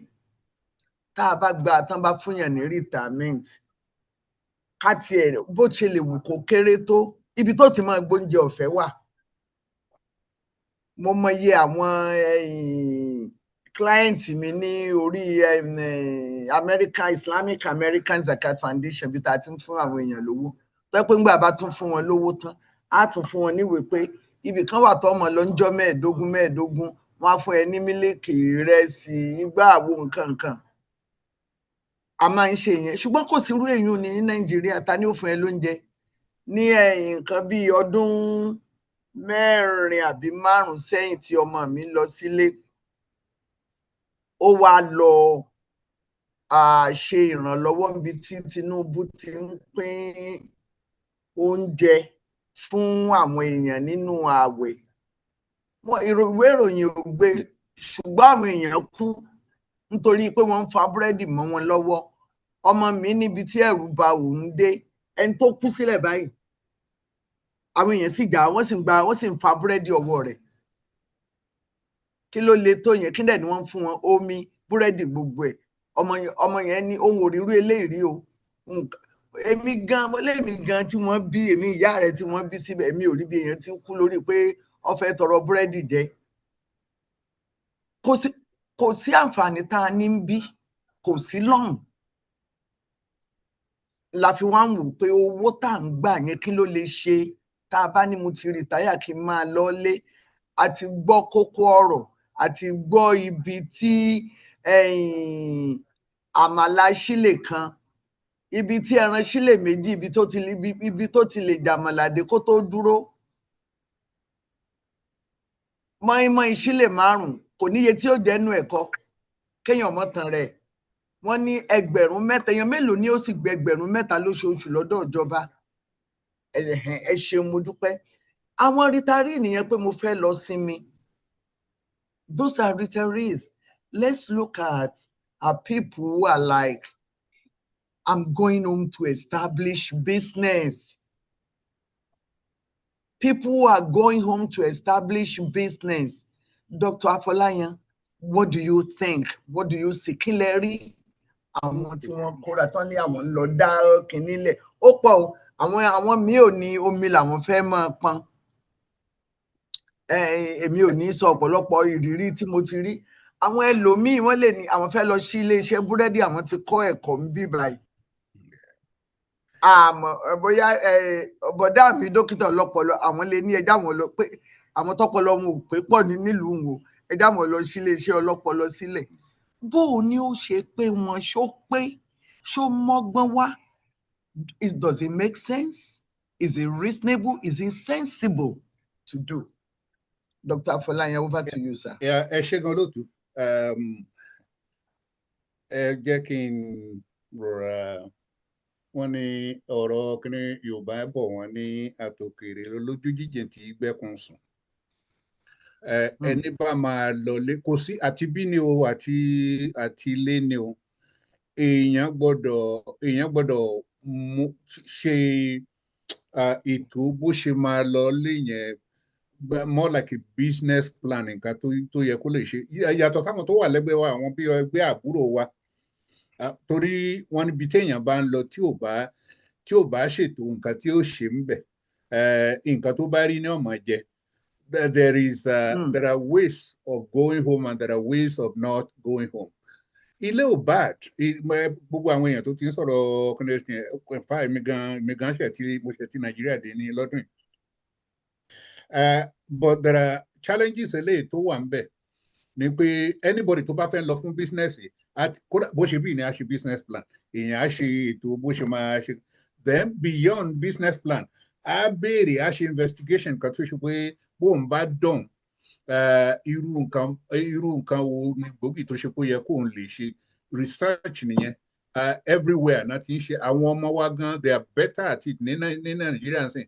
Torí àwọn ọmọ mi tó ṣe pé mo rí oníkálukú wọn lórí fóònù ráńpẹ́ wọn báyìí, tán bá dìgì research jáde, ẹ̀rù á dẹ̀ bà mí. Kò sí nǹkan tán lè ṣe. So many things ló ti yàtọ̀ ní Nàìjíríà. That's a good thing. But the biggest challenge, and ara kẹ́ndẹ́sì mo sọ pé bàbá ti ń wo pros àwo cons, nǹkan tó ṣe pé ó ṣe ni láàánú jù ni pé àwọn tẹ́ ẹ lọ lé tẹ́ ẹ sọ pé ẹ lọ ràn lọ́wọ́ wípé kí tí wọ́n lè dá ọ̀nà bí wọ́n ṣe rẹ́ yín jẹ tí wọ́n dojú gbogbo ẹ̀rú tí owó mẹ́hẹ̀ gbogbo ẹ̀ ó mẹ́hẹ̀ tí ẹ̀ wá lérí kankan bẹ́ẹ̀ bá dẹ̀ sọ fún àwọn mọ̀lẹ́bí sì ní í ṣe jù tẹ́ bá sọ fún wọn pé èèlù lọ gbé wálé ọ̀ngàn tó ń pariwo. Correct. So ibi tí wàhálà wa wà nìyẹn. Wọ́n ní amúkun ẹrù ẹ̀wọ́ olókè lẹ́wọ̀ ẹ̀wò sàlẹ̀ àti ilẹ̀ lẹ́rù wa ti wọ́ wá ní ìdá tí àdírẹ́sì ẹ̀ but fún ẹni tó bá ń rìtáyà tó bá ń lọlé advice mi, the biggest advice ara nǹkan tí mo kọ sí kíni eléyìí tó ṣe pé mo fẹ́ sọ lẹ́ni nìyẹn pé ó yẹ ká kọ́kọ́ ṣe research nǹkan tá a máa ṣe náà.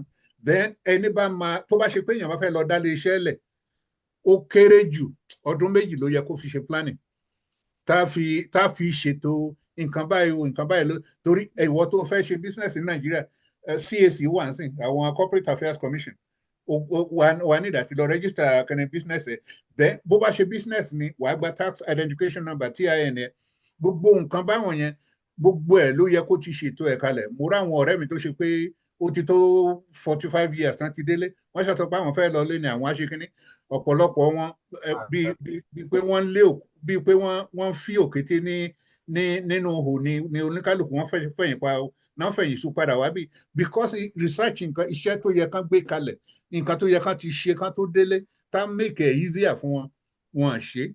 Tó bá dẹ̀ délé tó bá ṣẹ̀ ń béèrè ẹ̀ kò sí nǹkan kò fi bẹ́ẹ̀ rọgbọ, but once tó bá ti prepare èèyàn ti prepare ọkàn ara. It's not just the research tèmi á sọ yèyé, it's not just the research, is the mental preparation.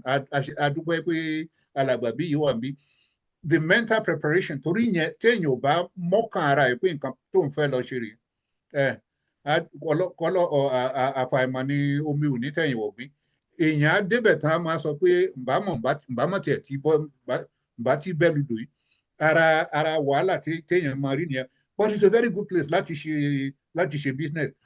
But nǹkan tèmi ń sọ fáwọn ará mi ni pé tó o bá ń lọlé lọ ṣe business o jókòó tí o kì í ṣe pé mo dá lé iṣẹ́ kalẹ̀ o wá wà bí òun tẹ̀ wọ́n lágo ojoojúmọ́. Kódà kan kó o fi mo láwọn ọ̀rẹ́ tó ṣe pé wọ́n gbé kámẹ́rà sí wọ́n yíjú kámẹ́rà wọn padà nígbà wọ́n ti kúrò nílé.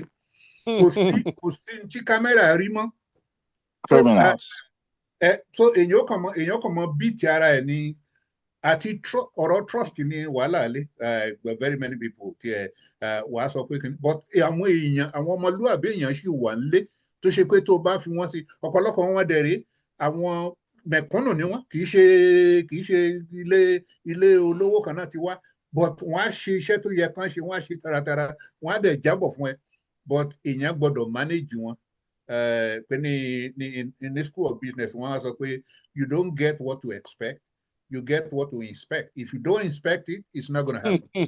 Ó bá ń ṣe management. Ẹ ṣeun olótù.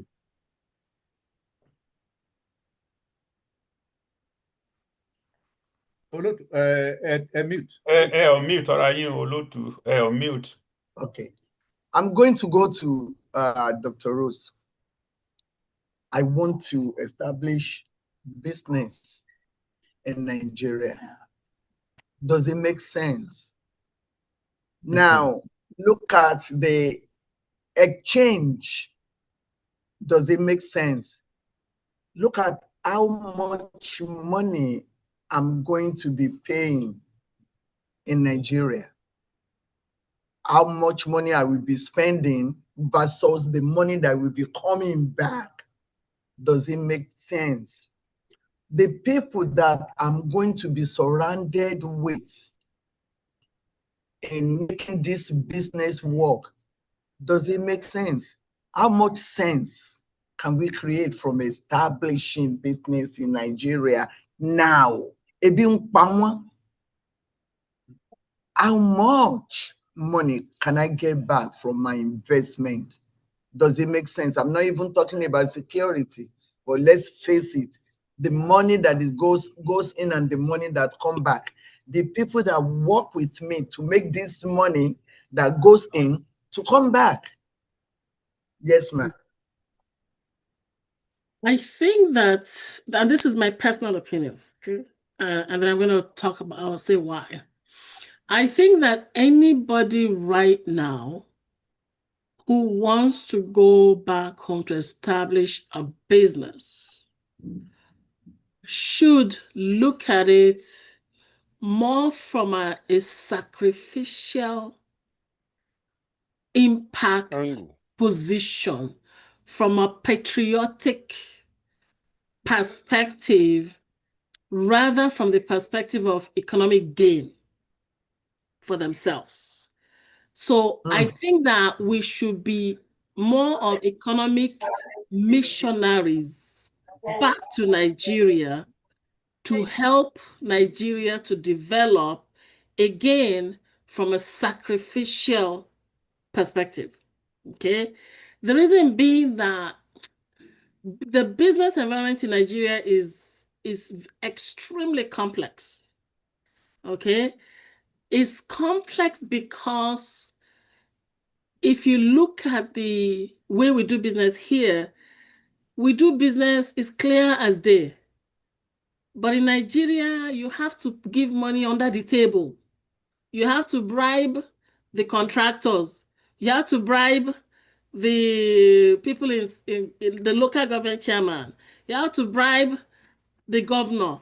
You have to bribe the minister. By the time you finish your bribing, your money is gone, half gone. All right. So doing business in Nigeria is extremely complex.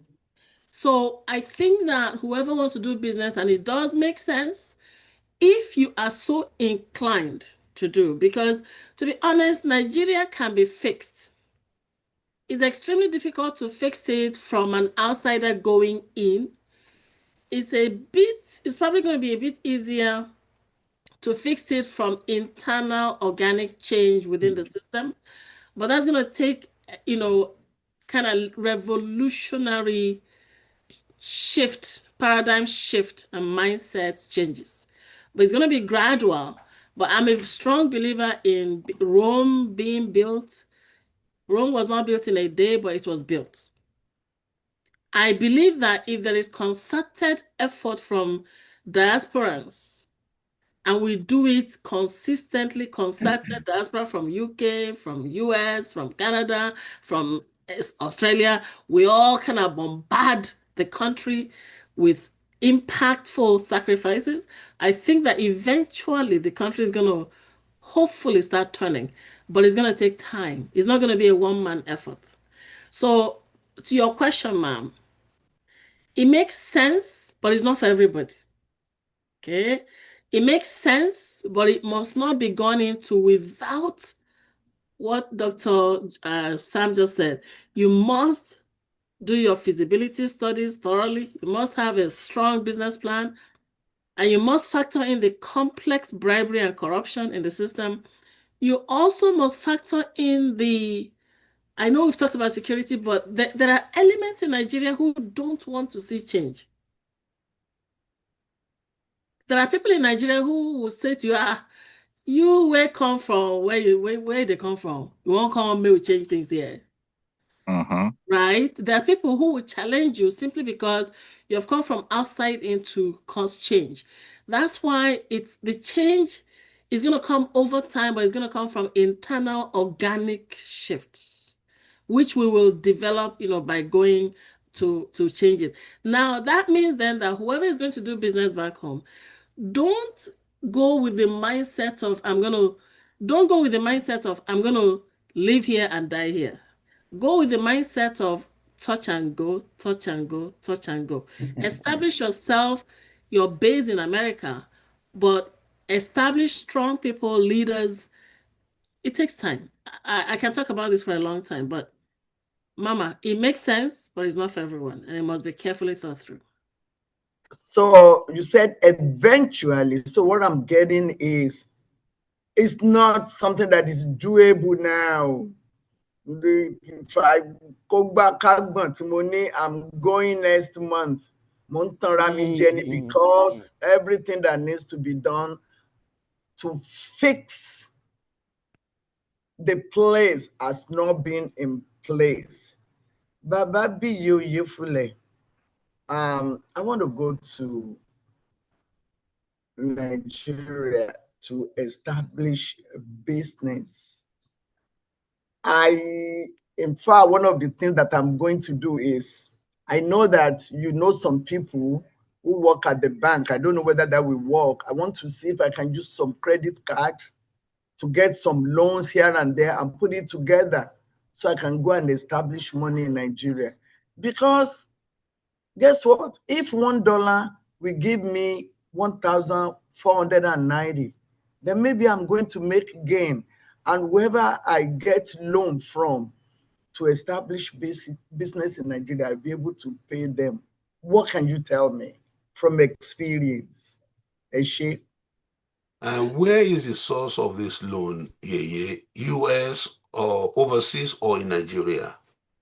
Nigeria wo ibi ni. Mo fẹ́ kó èrè lọ sílé. I was going to say, I want to do business in Nigeria, but I don't have money. I don't have enough money. Or let's even say that I have enough money. Is it sensible? Okay. All my savings, I want to take it so I can establish. I want to go home. I'm tired. Okay. If your answer was loan from Nigeria, I would have said no, forget it. You won't get it. Would you loan from the US? Maybe I should use my personal experience to answer that particular question. 25 years ago, I had a thought of building a neuropsychiatric center in Lagos.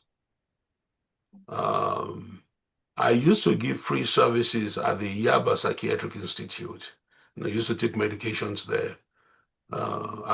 In those days, I had access to a lot of medications from the pharmaceutical company. So I used to take a box load of very expensive medications back there. I will give it to the medical director with a specific instruction to give it to the indigent patients. Turn out, I later found out they used to sell them. So that I stopped.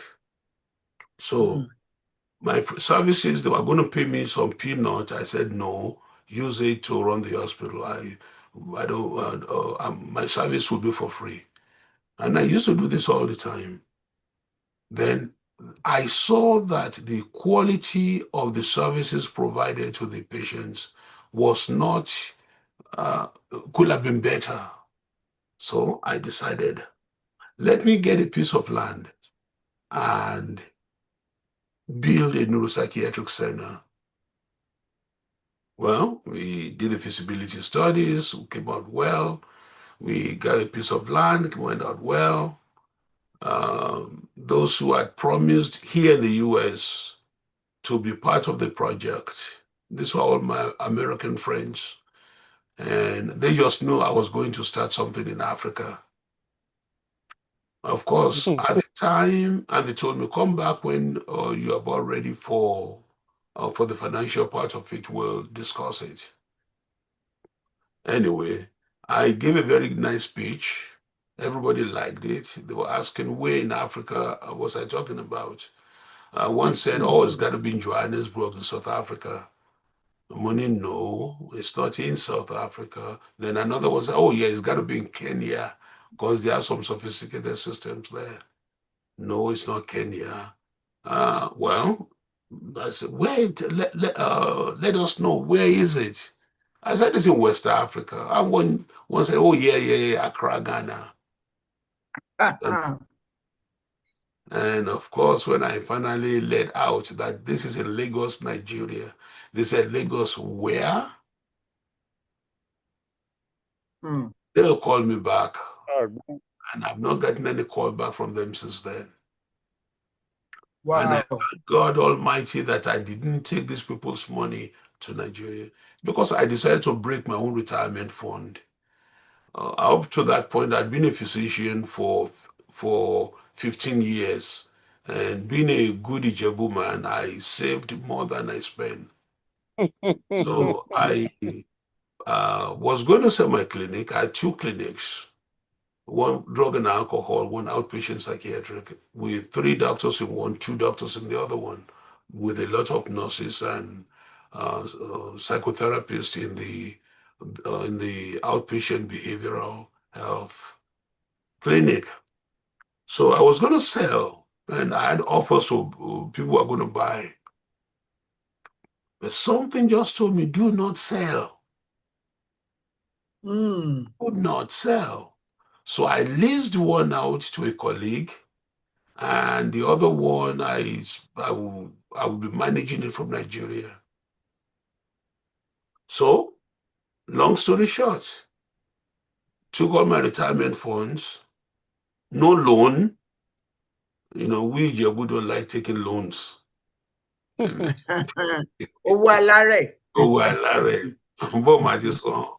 So, of course, I went back home. And not only did I get ready, I even bought 2 tractors, 2, they call them Caterpillar. Actually, one of them was a Caterpillar. Kata. Okay. But in sorry me, but money Caterpillar and another brand is here on Toruko. And I bought 3 18-wheel tractors, 18-wheel trucks. Trailer trucks. Me go. Trailer trucks, yeah, trailer trucks. Thank you, Prince. So I took them home. I bought a piece of land, beautiful, by the waterfront, about 39 plots, 6 acres plus, right in the waterfront. And now remember, this was in Badagry. So my thought is I will get Lagos and I will get Benin Republic, Togo into Ghana.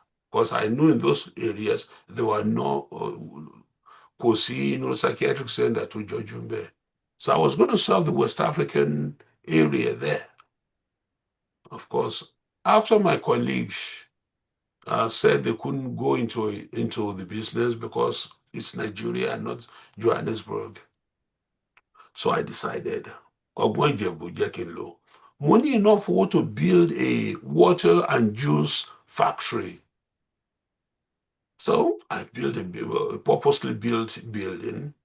The area where the hospital was going to be, along with the plan and everything, I set it aside. Every single penny from the juice water factory, I will pour it into building the neuropsychiatric center, and I was going to do it by myself.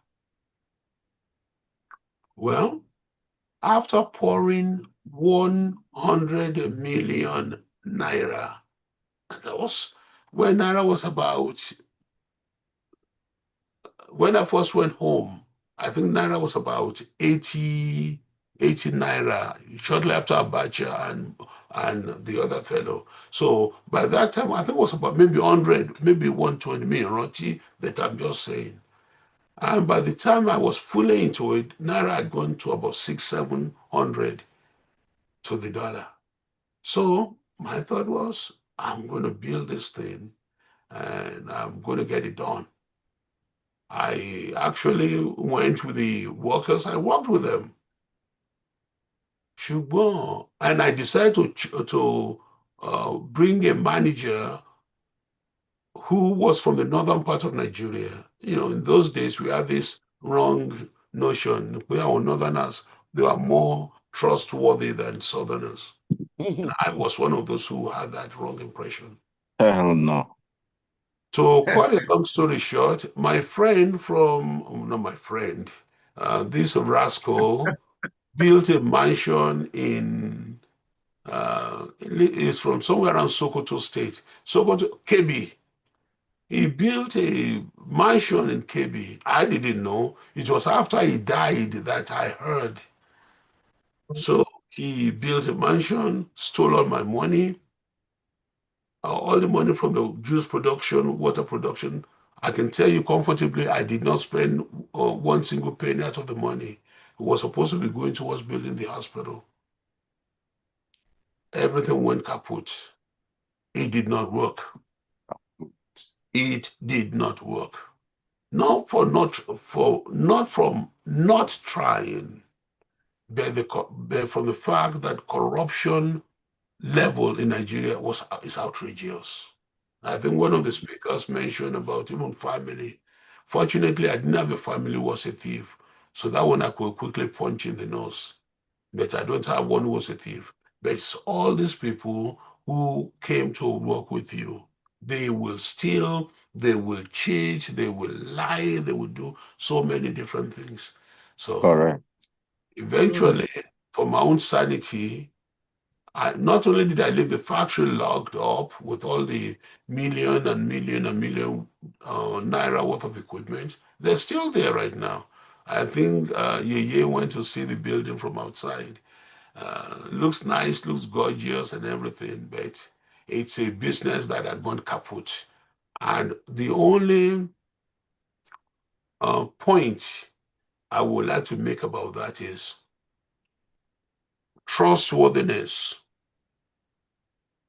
corruption, And at certain level, laziness of the workers are things that, from our own personal experience, ruined everything I invested in Nigeria, starting from year 2000 until 2000, whatever I left. So, but fortunately, my 2 clinics were still intact. So I went back into clinical practice after I came back in. So my own advice is, don't go to Nigeria with all your retirement money. You are going to get burnt. Go to Nigeria with only a little bit of money. Start small, and better still, partner with a local businessman, somebody in the same field. Partner with him. Or her. Or her. In this case, her is usually more honest than him. Or them. Really? Oh, Or yes. them. Oh, really? Yes. Or them. Or them. So Partner not with Desiani. with who? With who? Desian. Oh no, that was That's a different her. that was a different animal. Yeah, she's not. What about Odua? A 1 year. Odua. You mentioned Odua. Stella Odua. Stella Odua. I thought you were my friend. So, money ìbéèrè kan. Yes, ma'am. And I'm going to ask you that question because you approach it from a personal experience. Yoruba will say, bí ọmọdé bá ṣubú, àwò wájú, eré tètè ibi tó ń lọ ló wà lọ́kàn ẹ̀. Ibi tó ń lọ yẹn ó fẹ́ débẹ̀. Tí àgbàlagbà bá ṣubú, á wẹ̀yìn wò. Kí ló ń wò? Ó wo nǹkan tó gbé ṣubú. If you think about it now, is there one thing bó ṣe lè wò kó kéré tó tí ẹ rò pé bóyá ẹ bá ṣe kẹ́ má fi pàdánù owó tó pọ̀ tó yẹn? Thank you. And that's a very good question. What he wrote, that I spent hours thinking about it. And I think what I should have thought, what I should have done, it's not actually an action, but more like a mindset. Just assume that the guy you're talking to is a damn crook. That is the only way that could have saved me. Well, trust no one. If a patient of mine tells me that, I will call him or her paranoid. But you have to be that way in Nigeria because the average Nigerian is a crook. When we were back home, I left Nigeria in 71. When I tell people I've never been cheated before in Nigeria, woman want me. I don't know what a thief looks like or looked like. I don't know what Onijibiti or Oni Tongparo. I don't know what they look like. Unless from my thought pattern from 1971, yeah. But 30 years later, 2001, I would have done much better if I assumed that every single person I was talking to was a rascal, a thief, a liar. Ó dẹ̀ máa ṣòro kí èèyàn wá sọ ara ẹ̀ di ẹni tó máa ń rò pé ṣé ó ń parọ́ fún mi ni? Ṣé ó ń parọ́ fún mi? I'm not thinking people lie. So how will I have that mindset of thinking that they're lying? But the only thing tí yẹn lè fi ṣe business in Nigeria nìyẹn.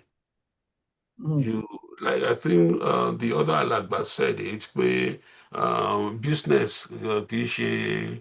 I think he said something which was very pertinent to that part. You just have to inspect. Watch. I mean, you have to spend more money on security within your company in Nigeria if you want to make it succeed. And whoever is in charge of security, you have to actually have somebody watching over him also. I mean, I definitely am not going to go back to build a neuropsychiatric hospital in Nigeria anymore. Not at my yeah. But if I have a young kid, a young fellow who tells me they want to go to Nigeria and they want me to sit them down and give them my opinion, that's what I will tell them. Let's see, establish an Akriboto.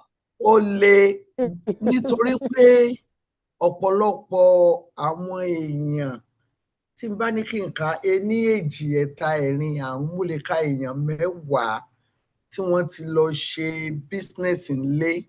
They got burned, they got disappointed, and they come back. Alórúkọ tá à ń perú wọn. Inú mi ò sì dùn láti sọ torí ẹ̀gbọ́n mi ní bọ̀dá bí yìí wọ́n á rò pé àwọn ni mò ń bá wí ṣùgbọ́n second tier là ń pè wọ́n. Wọ́n ní second tier back again ti labour ṣé àmọ̀ pé Tòkunbọ̀ la ní tẹ́lẹ̀ ti labour second tier nítorí Ọlọ́run. So Dr. Rose, what is your advice or what can you say about the security and moving to Nigeria to establish business? Security, we've kind of touched severally, I believe. Yes. So I'm one of those people who, for sure, I'm never going back to Nigeria. I made my decision about that years and years ago. And when my husband died, the family wanted us to move his body to Nigeria. They said all kinds of things, but my children refused. My daughters, especially my oldest daughter, she's like, no, I want my dad here. I want to be able to take my children to visit their grandpa in the cemetery and, give him flowers, visit, chat. So when we look at moving back, it's a generational thing. I think those who want to move back to Nigeria are typically the first generation overseas. Maybe a little bit second generation if they were born in Nigeria and have tasted the heat of Africa, organic oranges, stuff like that. When I was, before I retired, I had a colleague from Scotland. He's a sixth generation Scottish. And he was the one that kind of opened my eyes to some of the generational things, in the sense that he told me, he said his great-great-great-grandpa insisted that they should take his body back to Scotland to bury him. Okay. And then I believe the next grandpa also was buried in Scotland. But after that, that was it. And I think, because it's a first generational thing, there's an emotional, sentimental attachment to back home.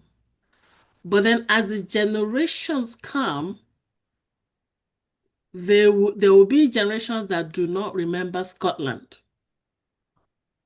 And we're going to get there. Like, we're going to get to generations that will not even think of going back home. So when our generation says, okay, I want to go back home, you want to understand that you're going to be there by yourself. You're going to be there alone. The next generation will not come. The next generation will not follow. So if you say, okay, I'm going to move back to Nigeria, I'm going to retire and die there, that will basically be the last grave of your generation in Nigeria, because further ones will be here in Canada or the United States or Europe or wherever you are, because this is what they know. So my children for sure rejected burying their dad in Nigeria. So I know for sure they're not going to Nigeria for anything. I know for sure I'm going to be buried here in North America. So it's a complex topic. I've used the word complex a lot today. Because it's It's topics that only our generation discusses, because the next generation, that is not even a consideration at all. All right. It's not even a consideration at all. They're not thinking about it. It doesn't. They're Canadians. They're Americans. If you ask them, where are you from? I did a forum for a community recently. I said, children, give me 2 children, one from Ethiopia, one from, I think she was Somalia or something like that. Where are you from? Oh, I'm from Edmonton. Where is your father from? From Ethiopia. What part of Ethiopia is your father from?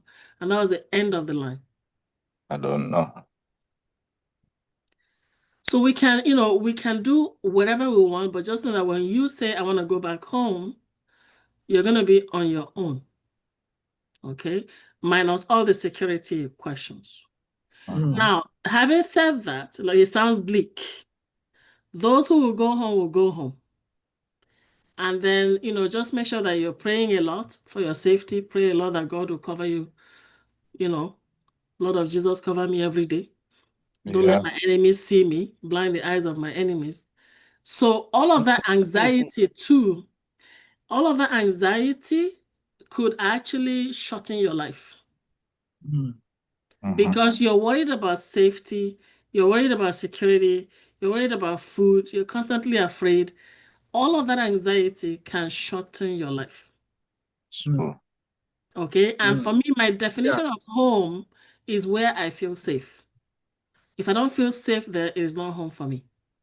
Forget it. So I'm going to stop there. Yeah. I hope that was helpful. Thank you. I was thinking about the barrier, about your husband. And I remember, I know my friend's uncle. This man has lived in America for so long. He was a pharmacist and retired. He took all his money. He went to Nigeria. First of all, he went into pharmaceutical thing, established and everything. Within 3 years, he did everything. Within 3 years, that thing went. Then somebody told him that maybe he should try to do water, like water factory. So he did that too. After 2 years, everything fell. So he found out that the bulk money that he took to Nigeria was gone completely. So he said it got to a point that he has to beg for money. But he said the worst is by the time he spent 7 years, it has become an escalating commitment. Bio bale, ti labalaba fi wogbo. Maybe I should have done this. Maybe I will do this. Maybe I will do that. Maybe this, maybe that. He kept doing that until it finally dawned on him that this is not working, because one, after he has spent about 27 years in America, is not a Nigerian anymore. And if you are not a Nigerian, you can't do business in Nigeria. So if you have spent so many years outside, then you are not a Nigerian, then you can't do business.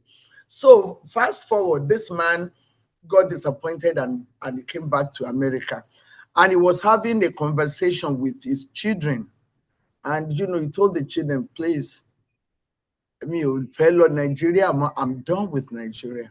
Then one of the children was like, Daddy, but I'm a lost see Nigeria share mama gbe. He said, abori e o pe, ta ló fẹ́ lọ gbókùn mi lọ sí Nigeria, má dánwò. And then the daughter was like, Daddy, ẹ ti kú, kò sí nǹkan tán fẹ́ fi yín ṣe. And the father was like, who told you? Ní ìsìn náà máa sọ wípé pharmacist ni. Wọ́n máa ẹ jẹ́ ká lọ jí orí ẹ̀ ká lọ fi ṣoògùn nígbà táwọn ọmọ ẹ̀ bá ti sin tán. I said, no, don't even, I want my head to be intact. So this is our problem. I see ants, people are raising up their hands. They want to ask questions. The first person that I'm going to call to ask question is Ọ̀túnba Ọlábọ̀dé Òsénì. Mi ò introduce wọn lẹ́ẹ̀kan, but ẹ jẹ́ kí n túbọ̀ fi wọ́n hàn yín. Ẹ̀yin dà, afẹ́rí tẹ́ máa ń lò yẹn náà ní wàhálà o. Where are you now? Babaláwòrè. Okay. Babaláwòrè is Adele Olóòtú. He rubs my back all the time. He rubs my back. Very economic. So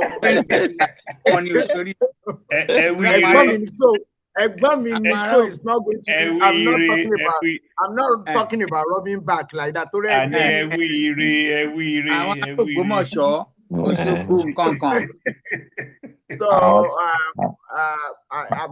I'm always grateful because anytime it's around, so ask your question, Otumba. Well, unfortunately, I just can yield it from Prof. No, I must already know. Okay. Well, I want to appreciate all our guest speakers from outside and inside. Well, it's very sad to note we positive experience. It has happened before a couple of editions in Yoruba Gbode. I can't remember the name of the elder. It was like I want a positive experience. I wish he's around today just to say something contrary to what we had. And I don't know. And genuinely, but I don't know. Yes. Positive experience. Positive experience. I normally down question. And this is a very sad, very sad submission. I mean, seminar, and this is the truth. Well, let me quickly start because of time. When I used to work with BWA, Ononje First Bank, up to 70 when I left, and I thought I want to go quickly. That was banking. That's 4 years. Ever since 1970 up to today, I copy Miss 51. I've been in Europe, so I've been around now for how many years? 55 years. Now, for me to go back to Nigeria, it makes me to cry. I mean, they wine anybody in BGP. Money the abẹ́rẹ́ kan tí ń bá láti padà lọ sí Nàìjíríà. Abẹ́rẹ́ bá ṣe máa sọ mí di bí wọ́n ṣe ń ṣe ń bẹ̀. Abẹ́rẹ́ yẹn máa ń kọ́kọ́ láti fún mi kí n gbà regularly náà. It is not a laughing matter. It's a serious matter. It's a serious matter because you look at the whole structure. Because I look back and say, how can I come back to see? Behave, because from our information that guest speakers, it clearly shows the structure, the system cannot just sustain and to be too clean.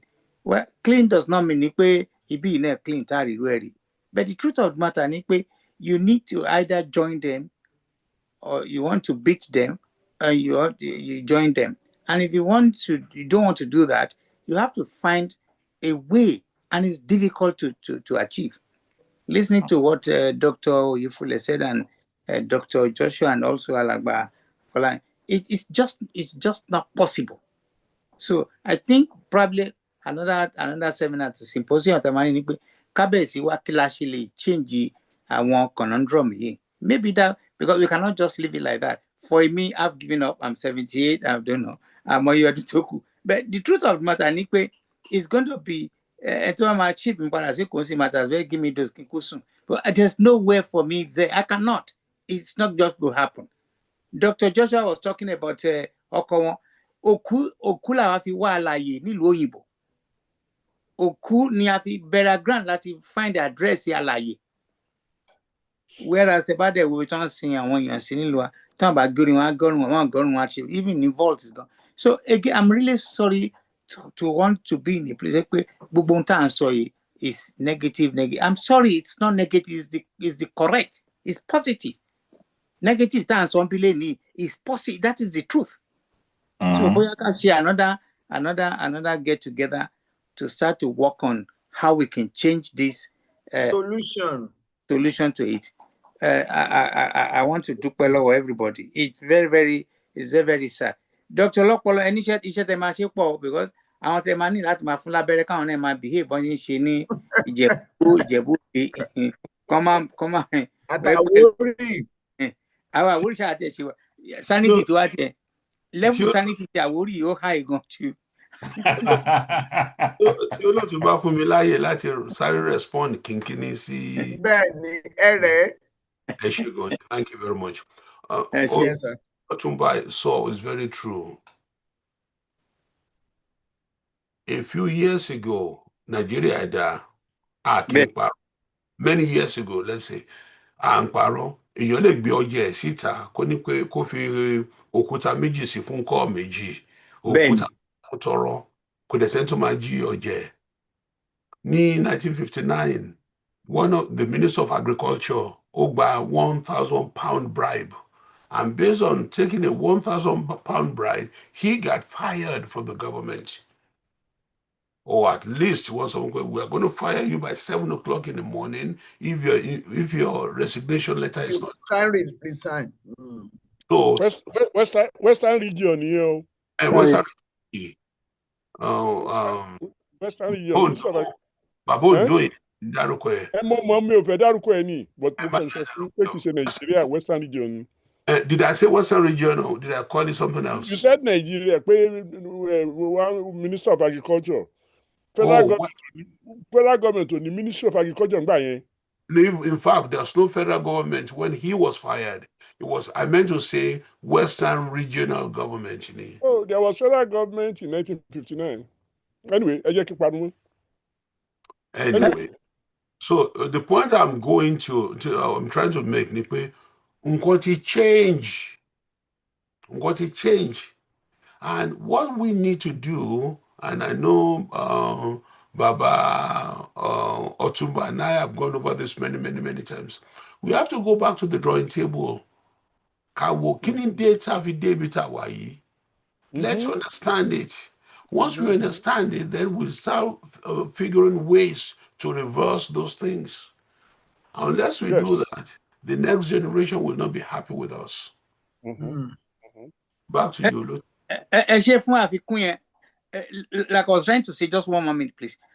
All I'm trying to say is that unless I have a as we speak, because you have to join or you don't want to join. I challenge anybody, whether here or anywhere, one business come, thing your shit. Any fi corruption fi ke either ke fi sisal da bi ke okay. Ko possible. I want to be challenged. Oh sure, you're right. Possible. Ito burú jù ńbẹ̀ ni wípé irú àwọn ọ̀jọ̀gbọ́n àwọn tí wọ́n ti rí jẹ tán ti rí mu nílùú ìtàn ní profession. Let's take health sector. Tẹ́tí ẹ fẹ́ máa lọ gún wọn lábẹ́rẹ́ lọ́fẹ̀ẹ́. Tẹ́ fẹ́ máa help àwọn èèyàn lọ́fẹ̀ẹ́. And to be sure they can't deal with I want to be challenged, and it saddened me. Like I said, so with whatever I have, I look at it. Boy, I just got to courage kawa alternatives or to one day. How will actually fix it? Because as it is done, it's nothing there. Nothing.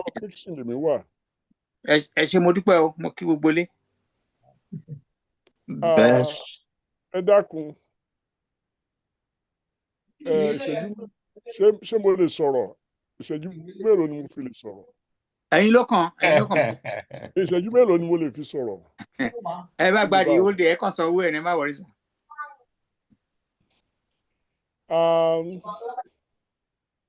So I'm in my 80s. And I was in the middle 20s when I came here. So so you sympathize with me.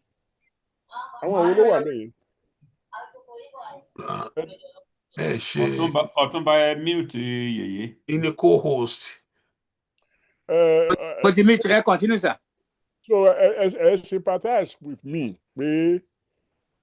Not only do I want to go home, and I do, I want my family, that is my children and grandchildren, to also think about it, to even actualize it.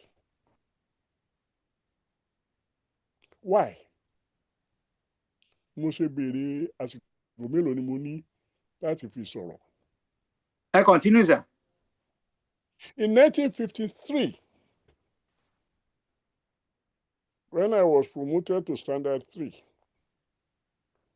my mother went to a bookstore in Ibadan to buy exercise book. List of books for Standard 3, 1953. Ó mú list yẹn lọ. Ó fún bookstore clerk pé nǹkan tó ọmọ sọ pé òun gbọ́dọ̀ rà nìyí nínú àwọn list yẹn. Ìyí nígbà tá a bá kó gbogbo yẹn lẹ̀ tán láwa ra additional thing tí ò sí nínú list but ó wà nílẹ̀ fún. Ṣé ń gbọ́ mi? Àgbọ́yé. One of the books tó rà 1953 tí ó wà nínú list tí wọ́n kọ fún wa bọ̀ tí mi ò sọ pé ó wà compulsory torí mi ò mọ̀ bí wọ́n ń lò bí wọ́n ò ní lò exercise book reader Oxford English Reader for Africa kígbà wo gbogbo yẹn mo check but mi ò check Round Africa by J.M. Winterbottom mi ò check ẹ̀ All Over the World by this mi ò check ẹ̀. Ìgbà tí màmá mi dé wá fi àwọn ìwé tó rà tí mi ò check but ó wà lọ́wọ́ ẹ̀ láti rà. Mo rò pé £4 àbí nǹkan ló kó lọ. ń gbọ́ ọ̀rọ̀ exercise book tó lágbá tó rà wò tán owó ti wà lọ́wọ́ ẹ̀ ló ṣe ra àwọn ìwé yẹn. In all my life, Round Africa, All Over the World are the books that I prize most. Títí mo ṣe ń sọ̀rọ̀ yìí. Because that's where I began to learn a number of things tí mi ò mọ̀ tí ọ̀pọ̀lọpọ̀ èèyàn sọ fún mi báyà àwọn náà ò mọ̀ and it goes like this. Doctor ọlọ́pọlọ mẹ́nu kàn pé ìgbà tí àti ìwà colonize àti ìbẹ̀rẹ̀ sí ṣiṣẹ́ ẹrú a lè gbé ọjà sóríta nílẹ̀ Yorùbá ká fi iye owó ẹyọ tí èèyàn ò fi ra iṣu kan ká kó síbẹ̀ as an example ẹ̀ ń bá fẹ́ ra iṣu yẹn o yóò mú iye owó ẹyọ bẹ́ẹ̀ yẹn yóò kó sínú kínní yóò àmúṣu yẹn lọ kò sẹ́ni tó ń jalè kò sẹ́ni tó ń ṣe mọ̀dàrú ó kì í dẹ̀ ṣe pé ẹnìkan wù ẹ́ ju pé fọ́múlà tí culture yẹn ń lò nígbà yẹn nìyẹn. Kò pẹ́ púpọ̀ lẹ́yìn yẹn perhaps in the early 1800s wọ́n kó owó òyìnbó dé coins láti replace owó ẹyọ. But owó ẹyọ àwọn èèyàn mọ̀ bí wọ́n ti ń rí wọ́n á lọ sí òkun wọ́n á lọ sọ́sà wọ́n á fọ ewé kagbọ̀nrú wọ́n á ṣe gbá wọ́n á ṣàwo ìyẹn ló fún owó ẹyọ yẹn ní value ibi tí wọ́n wá gbé lọ. Pọ̀ nígbà tó yìnbó dé tó jẹ́ pé made in England ni owó tí wọ́n gbé wá the economy got tighter ibẹ̀ ni rìbá tí wọ́n bẹ̀. Ṣé ń gbọ́ mi o? Ibẹ̀ ni kéèyàn ó mú nǹkan tí ì ṣe tiẹ̀ kó fi ṣàyí nìké kó fi ṣàyí ní padà kó mọ́ bìkítà nítorí pé òyìnbó ló kó wá ọgbọ́n lèèyàn dá sí ìgbà wo bẹ́ẹ̀ láti bẹ̀rẹ̀ sí í dọ́gbọ́n sí i. ẹ̀ ń bá sọ wọ́n dorí ibùkún náà ní sì fi bú wọn. nígbà tá a ti bẹ̀rẹ̀ sí í ṣe yẹn tí wọ́n á sọ pé ìlọsíwájú o nílẹ̀ wa o ó di kí owó òyìnbó wà lọ́wọ́ rẹ̀ kì í ṣowó Yorùbá mọ́ kì í ṣowó ayọ̀ mọ́ kì í ṣowó gbá mọ́ kì í ṣowó àwo mọ́ owó tí wọ́n mú wá tó ní a different value nítorí pé ìta ni wọ́n ti coins ni wọ́n ìta ni wọ́n ti manufacture wọn àwọn ló dẹ̀ dictate nǹkan tó wà worth. Fún àpẹẹrẹ tó bá fẹ́ fẹ́yàwó ń jọ̀hún ọ̀kẹ́ mẹ́ẹ̀ẹ́dọ́gbọ̀n ló fi ṣòwò orí ọ̀kẹ́ mẹ́ẹ̀ẹ́dọ́gbọ̀n ọ̀kẹ́ is 20,000 mẹ́ẹ̀ẹ́dọ́gbọ̀n rẹ̀ èyí náà mọ̀ ibi tó ń lọ bíi mílíọ̀nù. Wọ́n wá sọ owó téèyàn ó fi gbéyàwó ní £6 5 shillings.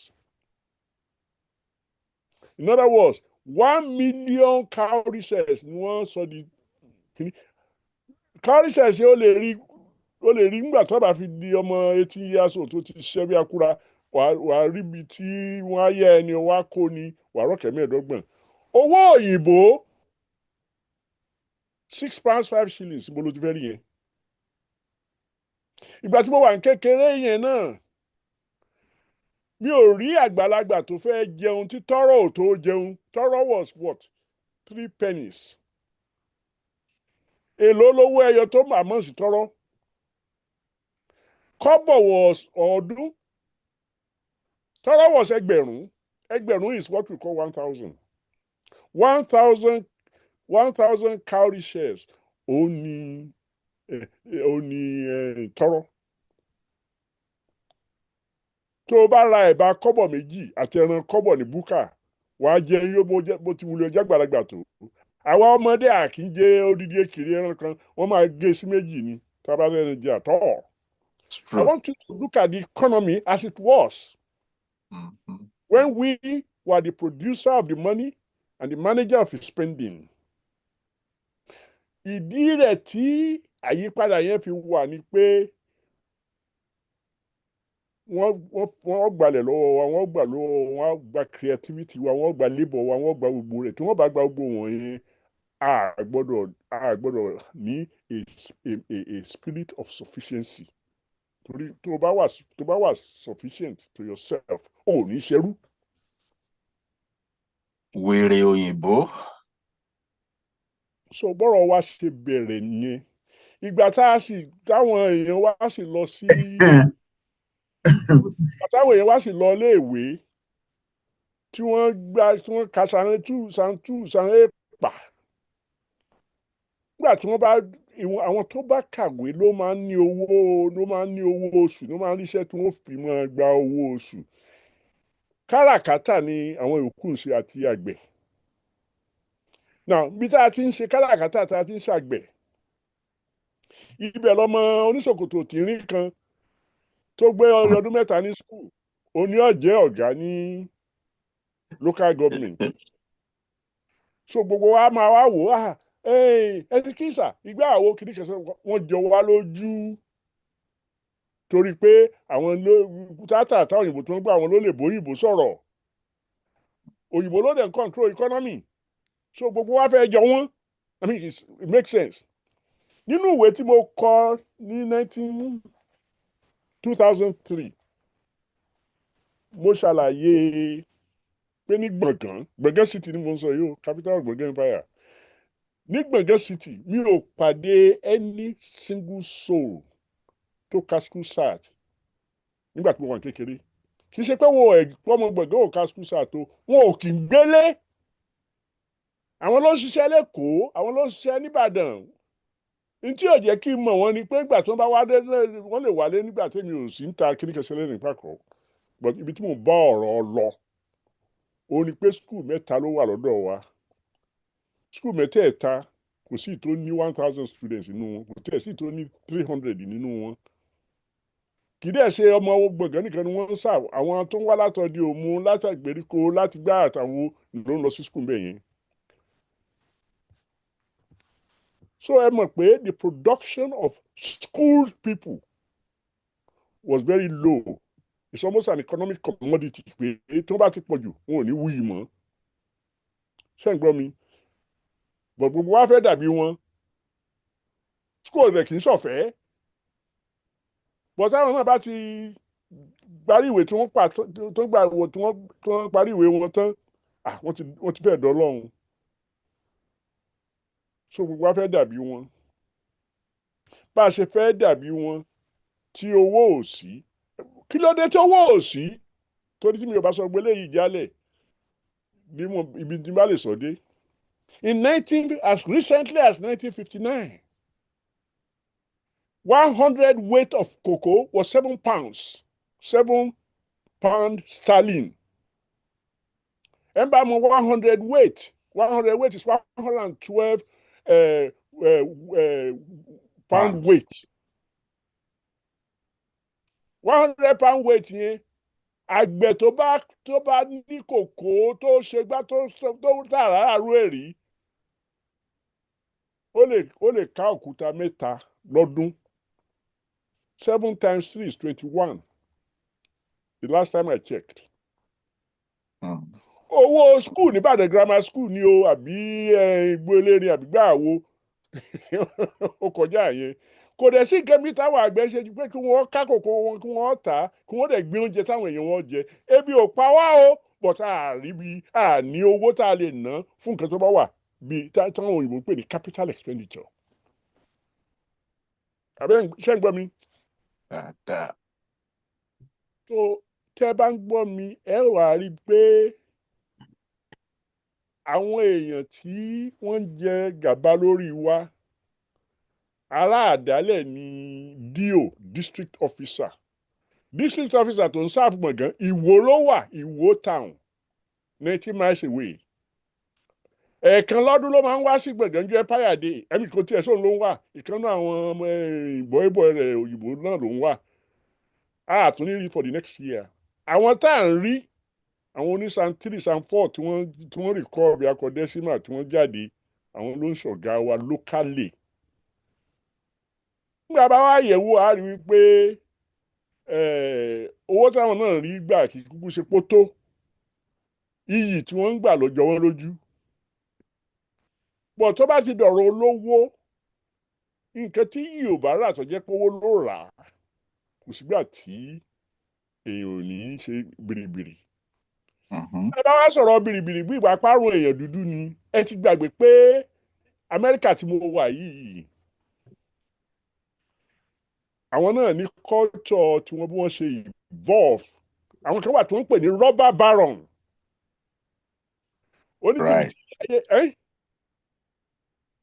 Oníjìbìtì ilé ayé ìtọ́jú wọn lọ sí. Èmi ò gbọ́dọ̀ ọmọdé akọ wọn ní ìsìtò orúkọ ńláńlá bíi Rockefeller bíi Vanderbilt bíi gbá bíi àwọn ní jẹ́ rubber baron gbà yẹn o. Àwọn ní jàgùdà pàálí. Jàgùdà. Tí wọ́n fipò wọn rẹ́ àwọn èèyàn. Ibo Amẹ́ríkà yàtọ̀ sí Nàìjíríà. Ó ní pé kí n kó tó bá fẹ́ mi owó lọ́wọ́ ni. Ó ní kí ni teacher training college tó wà lẹ́gbẹ̀ẹ́ University of Lagos yẹn ibẹ̀ ló ti sọ̀rọ̀ tí mò ń kóòtù 1968. Ó ní tóun náà bá lọ sí ibì kan tí wọ́n bá ní kó tó sáàyè ẹ̀ bá wà pé kóun lọ sí England kóun lọ kó ẹrú wá. Wọ́n máa ṣiṣẹ́ àṣekára láì lóúnjẹ jẹ láì rí gbá láì ráwọ̀ ṣàwò. Ó láà máa beat Amẹ́ríkà. Olóyè Ọbáfẹ́mi Awólọ́wọ̀ ló sọ yẹn. Kì í sọ pé ó sọ pé ó fẹ́ ṣe o. Ó fi ń ṣàlàyé fún àwa tá a wà ní audience gbà yẹn pé kì í ṣe àrùn kan ló ń ṣe wá tí ò ṣẹlòmíì rí ju pé agbára tó so wá mọ́lẹ̀ pé pàkúté tó ti má parò òun ni major problem wa. Now kí wá panu mọ́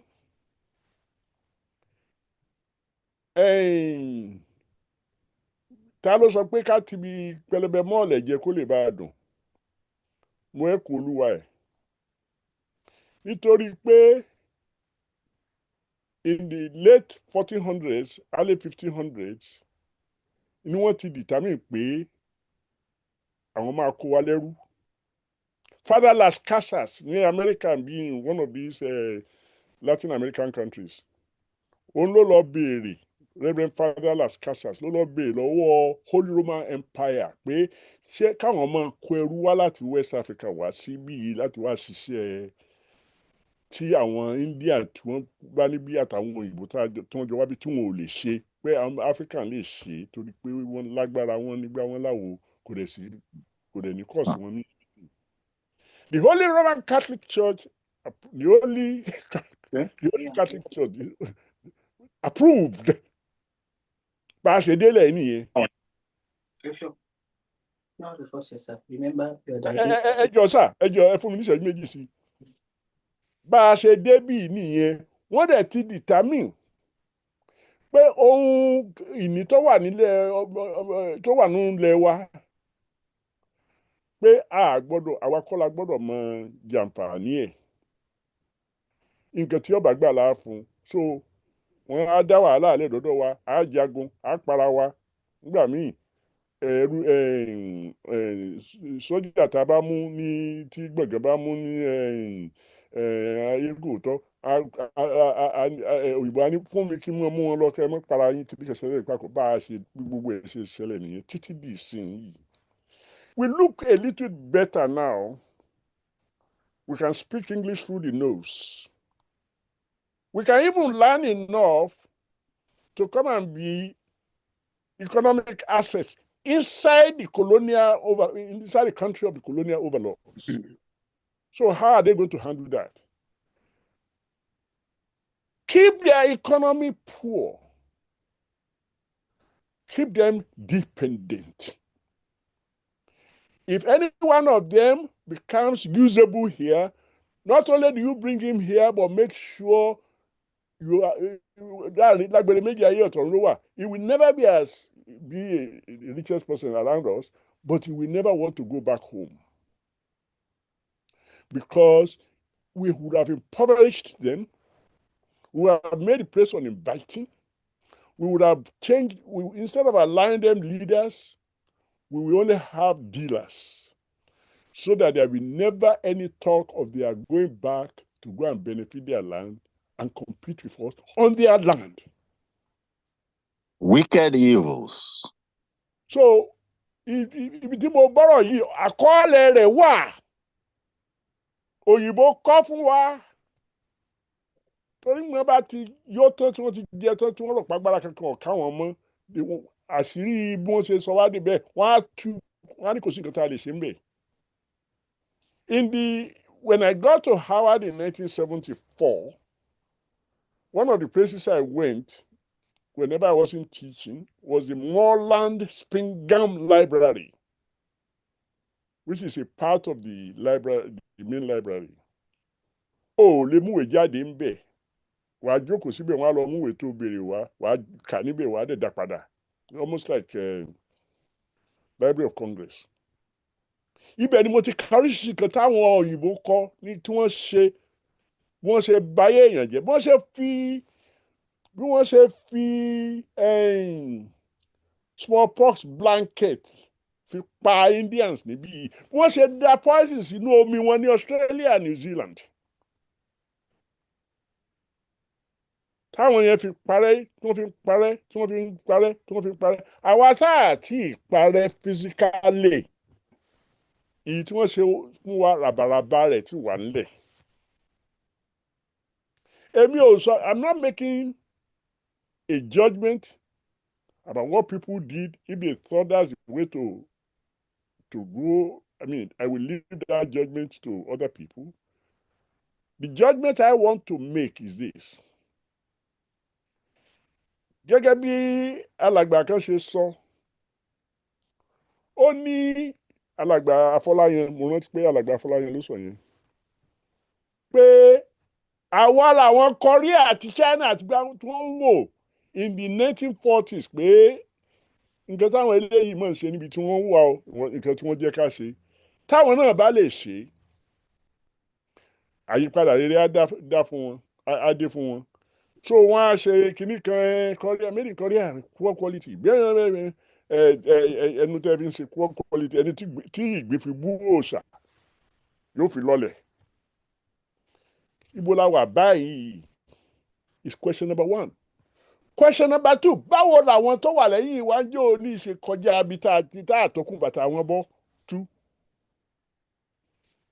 1949, Chiakan-Shek was a dealer. Táwọn òyìnbó prefer to Mao Zedong and Zhou Enlai, who are leaders. nígbà táwọn tọ́lọ́ ń bá wọn ṣe táwọn kí wọ́n ti porúkọ wọn nísìnyí Chu Enlai Mao Zedong tí wọ́n gbàgbára tán they introduce something called cultural revolution. Cultural revolution yẹn ló yí ìṣe àti ìwà àwọn èèyàn wọn padà tọ́wọ́ wọn fi ràn. Gbogbo àwọn diaspora wọn mo lè dárúkọ méjì nínú wọn tí mo súnmọ́ later on. Ìdí ẹ̀ tẹ́mi dẹ́ gbọ́dọ̀ fi lọ lébẹ́ lómi ò lọ. Àwọn ló lọ ẹnìkan wà nínú wọn nínú àwọn diaspora yẹn tí wọ́n jọ ń ṣiṣẹ́ nuclear bomb ìgbà wo ní kinní kan tó bá jí láàárọ̀ nígbà tó bá débi iṣẹ́ lélẹ̀ ni o ní American bíi good morning tán wọ́n ṣàn fi ṣe yẹ̀yẹ́. Ṣé ń gbọ́ mi? Ó dọjọ́ kan in the 50s ó bá kẹrù ẹ̀ ló lọlé. Kò pẹ́ lẹ́yìn ẹ̀ tí China fi yin nuclear bomb. In other words, lóòótọ́ a máa sọ pé aṣòro ṣe bí tọ́lọ́run ò yọ̀ǹda. Kí lọ Ọlọ́run ò yọ̀ǹda? Ọlọ́run wo ni ò yọ̀ǹda ẹ̀? Àfi tí àwa ò bá fẹ́ ṣe ló kù. Àfi tá a rò pé ó ti wà impossible. Kéèyàn bá rí pé nǹkan wà impossible, ó lè mọ́ fẹ́ ṣe. But èrò pé kó wà impossible yẹn, òun ló ń ba ẹ̀mí lẹ́rù nínú pàdétà wa yìí. Correct. Now, finally, àpèjúwe mi. I'm a differential geometer. I also dabbled in number theory, algebraic topology, and what have you. Àwọn ìwé tí à ń kà nígbà mo wà graduate school ní Johns Hopkins, àwọn tó kọ ìwé yẹn gbà dárúkọ méjì nínú wọn. Soichi Kobayashi was a Japanese, and he was at Berkeley for donkey years kó tó retire. Ìwé rẹ̀ wà nínú ìtànkà kì í ṣe American ló kọ́ o. Soichi Kobayashi. Ẹnìkan tún kọ irú ìwé bẹ́ẹ̀. SS Chan, kí ni SSL? Whatever the way you pronounce it, it was a Chinese. Wọ́n lóyún, wọ́n bímọ, ọkùnrin lóyún. Wọ́n bímọ lẹ̀, wọ́n ṣe gbálẹ̀, wọ́n ṣàwó lẹ̀ yìí. Ọjọ́ tí wọ́n rí tẹ́ wọ́n padà lọlé. Orúkọ wọn gbòòrò lẹ̀. Go to University of California, Berkeley, and ask for Mathematical Science Research Institute. Orúkọ ta ló wà ńbẹ̀? The building is named after SS Chan. SS Chan padà lọ sí China o. Kò pẹ́ tó padà sí China tí China náà tó fi búrẹ́kẹ́ mathematics. Mi ò sọ pé rọrùn fún un, mi ò sọ pé rọrùn Kobayashi, mo ti pàdé Kobayashi lẹ́yìn ìgbà yẹn tó wá sí Howard wá ṣe graduate. But ìtí mò ń sọ ni pé responsibility àwa tá a wà nílẹ̀ yìí, àbá wà ní Britain, àbí Canada, àbí Australia.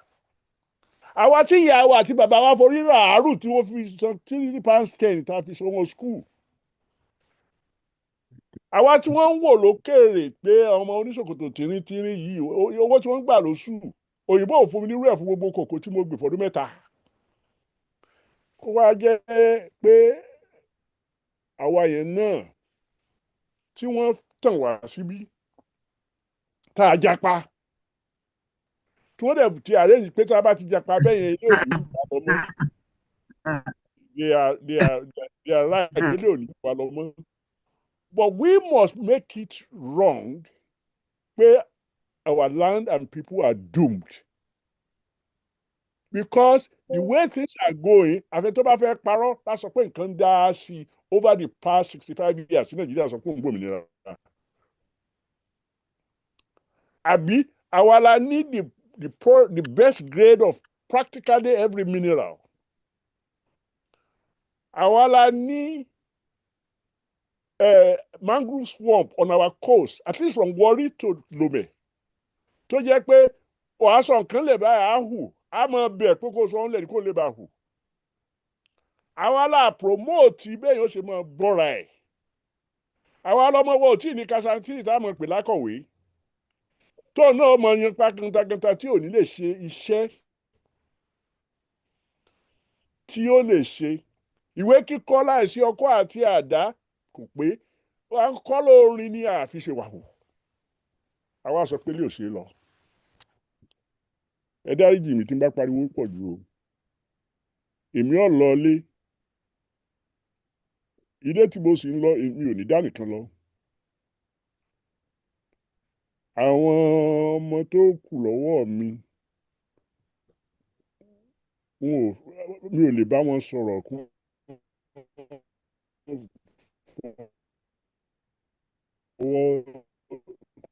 wọ́n sọ káwọn ò lọ ilé àti ń plan ẹ̀ ti pẹ́.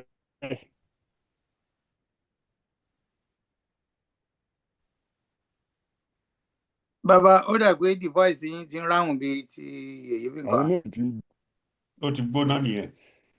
if our destiny is in our hand, which I believe, I didn't say it's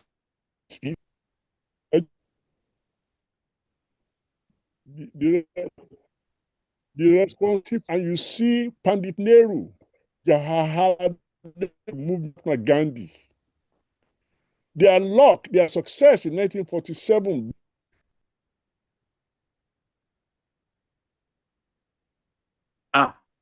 Sorry, ó dà pé network prof. Yeah. Ó ti gbóná. Okay. Ó ti ń gbóná. Bóyá tí wọ́n bá padà dé, mo quickly want to. Ṣé ń gbọ́ mi? Àti gbọ́ yín síta. Ẹ dákun ẹ foríjì mi, wọ́n parọ́ mọ́ nísìnyí, but mo kàn fẹ́ sọ ìwọ̀nba. Bàbá. Mo gbọ́. Anyway, ìwọ̀nba tí mo sọ yẹn, ẹ jẹ́ ká mú un lò, ká ronú pẹ̀. Bá mu lò, a kò ronú pẹ̀ náà. Èmi ò rí future fúnlẹ̀ Yorùbá, fúnlẹ̀ Nàìjíríà, fúnlẹ̀ Áfíríkà tó bá jẹ́ pé ká japa, ká wábí, ká kú síbí yìí is our destiny. Tó bá jẹ́ yẹn ni, we will never ever. Ìyí tí mo máa sọ yìí kọ́ lọ́wọ́ mọ́ gbani lẹ́nu. Àwọn tí ò kúrò nílé wọ́n fẹ́ ṣe dáadáa ṣùgbọ́n n ò bá rí visa tó ò bá rí gbá tó ráwo àbí tó rí visa tó rí gbá tó ráwo tó wá síbí tó ń gbé 50 years bí irú tèmi báyìí. You are fulfilling the hope of the people who put us there. You are wrecking us. We are saying you are joining forces with our tormentors so that neither our land nor our people will amount to anything.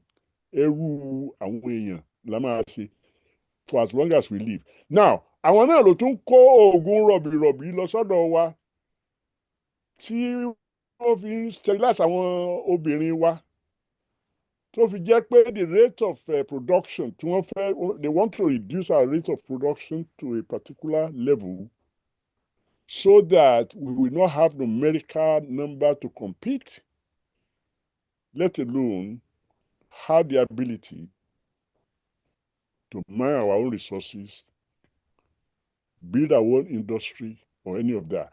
All of that is changeable if we accept a sense of responsibility. We cannot become anything by begging other people to make us so. Fundamental laziness nìyẹn.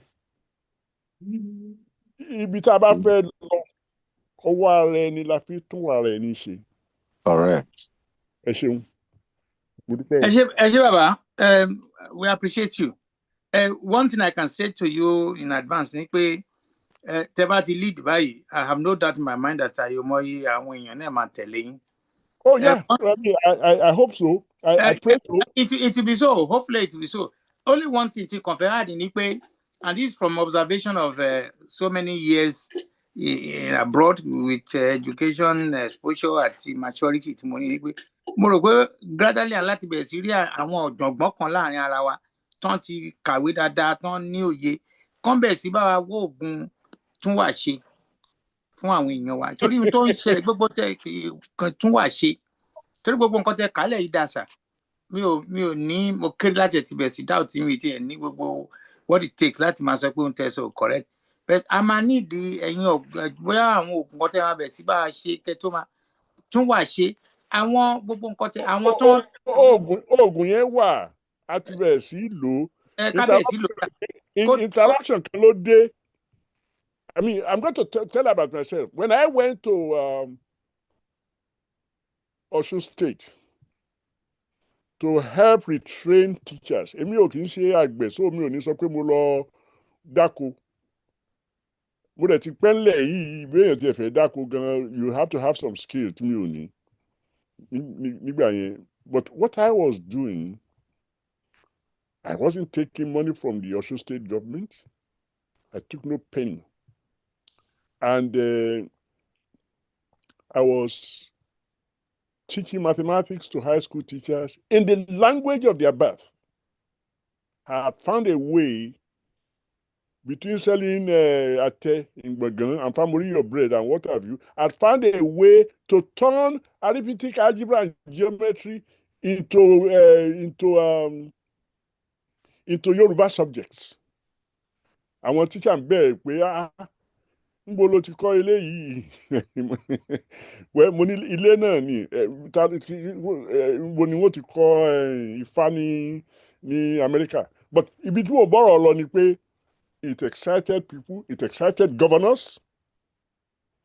The only thing that was wrong with me was that wàhálà kan bẹ́ níbi iṣẹ́ mi ní Howard wọ́n lé chairman department mi kúrò ńbẹ̀ wọ́n wá lọ dìbò fún mi pé mi ló máa ṣe chairman wọn ibi tí wàhálà ti dé mi ò lè sọ pé no fún àwọn tí mo ti gbé bíi 50 years lórí iṣẹ́ wọn torí pé mo fẹ́ lọ ṣiṣẹ́ sọ́mà kan ní iṣẹ́ sọ́mà tí ò láwó lọ ní Òṣogbo pé tí n bá ti parí sọ́mà yẹn o tí n bá ti parí stam yẹn o máa pe Arẹ́gbẹ́ àpadà síbi tí a ti ń bọ̀.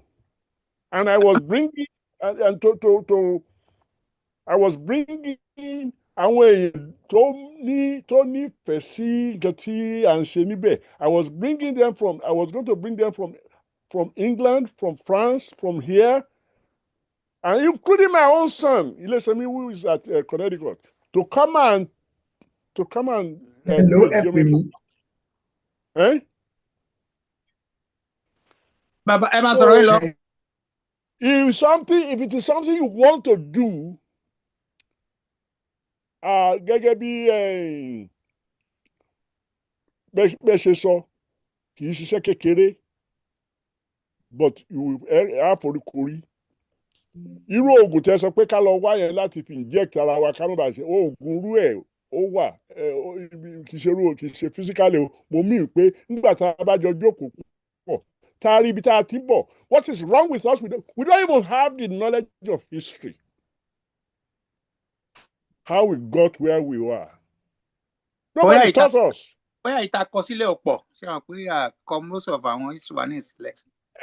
Whichever way it is, mi ò fi bú wa, mo fi ń yìn wá ni wípé nǹkan wà, mo fi ń encourage wa ni pé nǹkan wà tá a lè ṣe tó máa yí wa padà. I mean, we are not wicked. Àrí gbígbégbá ni now. That's right. We are not wicked. We don't hate ourselves. But eba kọ èèyàn méjì mẹ́ta lẹ̀, wọ́n bá fọ́n wèrè lọ́kọ́, ọ̀dọ̀ ara ẹ̀ ni ó roko sí. That much I know. Bá a ṣe máa roko sọ́dọ̀ ara wa in a moderate way. Bá a ṣe ń ṣe tẹ́lẹ̀tẹ́lẹ̀. Kó tó sọ wá lórí burúkú. Ẹ ṣé bàbá. Ájúṣe ẹ pẹ́ fún wa a máa rí yín bá gẹ́gẹ́ bí ẹ sọ ẹṣin iwájú ni tí ẹ̀yin máa ń sábà wò bóyá nígbà tí yín bá lọ tẹ ló bí 10 years a rí pé geere ní gbogbo ẹ̀ àwa àtàjọ ọmọdé lẹ́yìn àwọn náà àríbidé sí. ṣé Ọlọ́run máa fún mi 10 years. Bàbá Ọlọ́run á fún yín ní another 70. Bàbá yẹ̀yẹ́ tí ò bá sí kú tí ò sáré ẹ ṣì lè lo 30.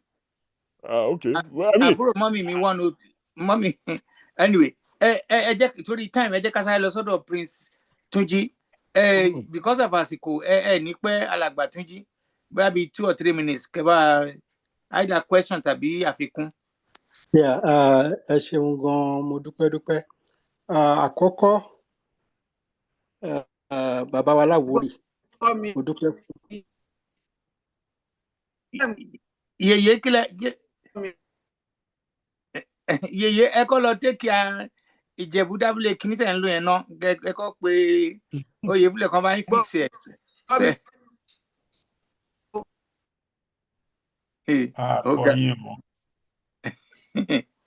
Ẹ ń tàdé pé kó sọ̀rọ̀ sí Ìjẹ̀bú làwọn náà. Nígbà tí yèyé ń sọ̀rọ̀ a lè sọ̀rọ̀ yèyé ń sọ̀rọ̀ ìbẹ́ pé yèyé sì. Yèyé a lè gbọ́ yín o. Ìyẹn mo sọ pé ẹ bá mi fóònù bàbá oyè fúlẹ̀ kan wá bá ti máa bá yín ṣe kí ni device wà lọ́wọ́ yín yẹn. ó lè jẹ́ gèlè wọn ló kọ́. Àwọn tó ń ta fake. Bàbá nítorí ìlànà tá a máa ń tẹ̀ láti jẹ ṣùgbọ́n ẹ jẹ́ kí ọmọọba kalẹ̀ jáyé sọ. Ṣé ẹ̀ ń gbọ́ mi? A ṣe ń gbọ́ yín sìn ni. Ṣé ẹ̀ ń gbọ́ mi yẹn nìkan? Okay, mo fẹ́ ká tẹ̀lé ìlànà pé ká máa pe àwọn amòye. Ẹ jẹ́ kí lẹ́yìn ọmọọba Ẹ̀jáyé dẹ̀ kí bàbá Thomas Bankole kí wọ́n ó wọlé lẹ́yìn wọn. Ṣùgbọ́n ẹ jẹ́ á ṣe pépè bí àwọ̀ bàbá oníṣọ́nà. Ọmọọba Kalẹ̀ Jayé go ahead. Ẹ ṣeun gan, mo lè yield fún bàbá Bankole kan sọ̀rọ̀. ẹ máa sọ̀rọ̀ ní ọmọọba lẹ́yìn. Ẹ ti sọ̀rọ̀, ẹ go ahead. Wọ́n ní dànsákì ní tọmọọba. Ẹ ṣe gan. Princess sọ̀rọ̀ ọ̀rẹ́ ọba ló yield fún yín. Ọ̀rẹ́ ọba. Kẹ́mi Ọlágùn ẹ ṣe gan ni mo tígi báwo légi ká gbé tòkè kúrò. Bàbá wa ní Àwórì ẹ sọ yí pé ìwà bóyá bàbá máa bá wa ṣe tún wà ṣe. Àkọ́kọ́ mo ní experience lẹ́nu àná sí ìjẹta ìbọn kí n tó mẹ́nu lọ báyẹn ní kékeré. Mo dúpẹ́ fún àǹfààní tí Dr. Bíoyè filẹ̀ fún wa experience ẹ̀ nítorí àìjọ pàdé ńlé bí ilé ayé ṣe rí nìyẹn. A ò mọ̀ yí pé èrò kan lèmi àti ẹ̀jẹ̀jọ nígbà tá a pàdé ní 2007 ẹgbẹ́ ọmọ Yorùbá.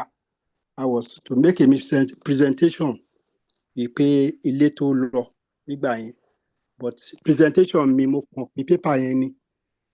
I yielded to my very senior elderly uncle Olúawótẹ̀sù tí wọ́n sọ̀rọ̀ nípa àgbékalẹ̀ Awólọ́wọ̀ in the whole Western region ní ẹgbẹ́ ọmọ Yorùbá convention 2007 ní Baltimore, Maryland.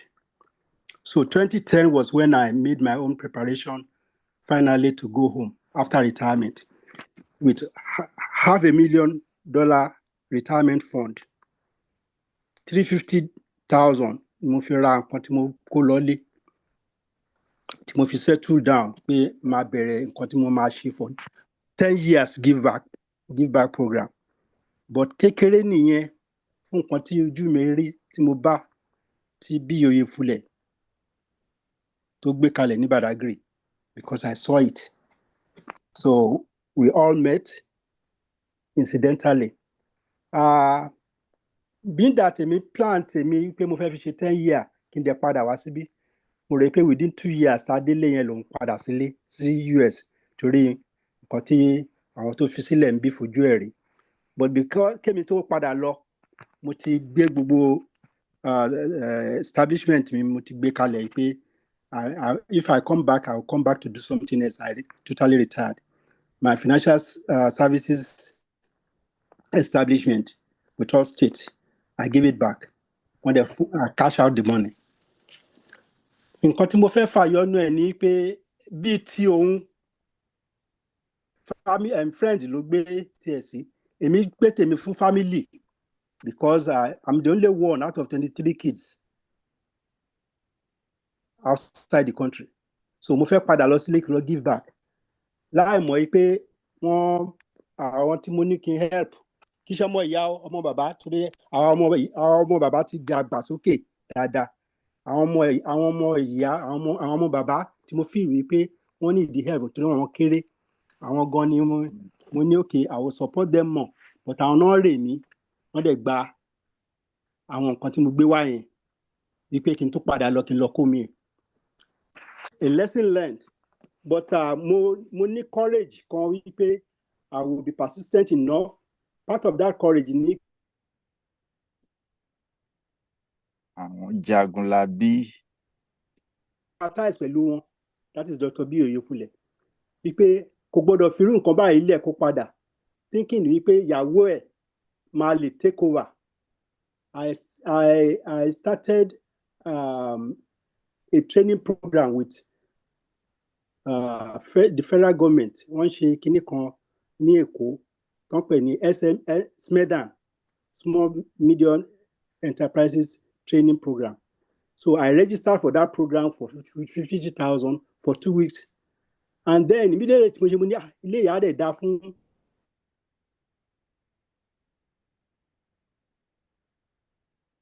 abèrè báyìí pé mo get in touch pẹ̀lú wọn. Wọ́n sọ fún mi pé sorry Túnjí, àwọn ti relocate àwọn family àwọn padà sí US. So that's, in fact, answer question mi tí n bá ti bèrè ńgbà yẹn ni mo ṣẹ̀ṣẹ̀ gbọ́ ní alẹ́ ìlẹ́nu ẹ̀ àwọn nǹkan tó sọ. Ó bá ní kò tí bàjẹ́. I felt relieved again with what Dr. and Professor Adeboye just expressed. Ẹ ṣé sà. Nǹkan tí a need ní Nàìjíríà òun ni changing of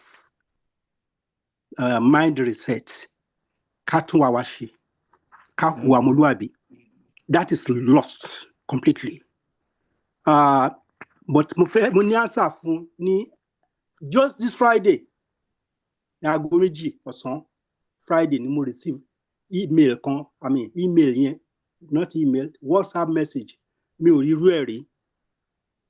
It was a letter I wrote to a ministry in Ogun State asking for a favor to extend payment on a property I bought.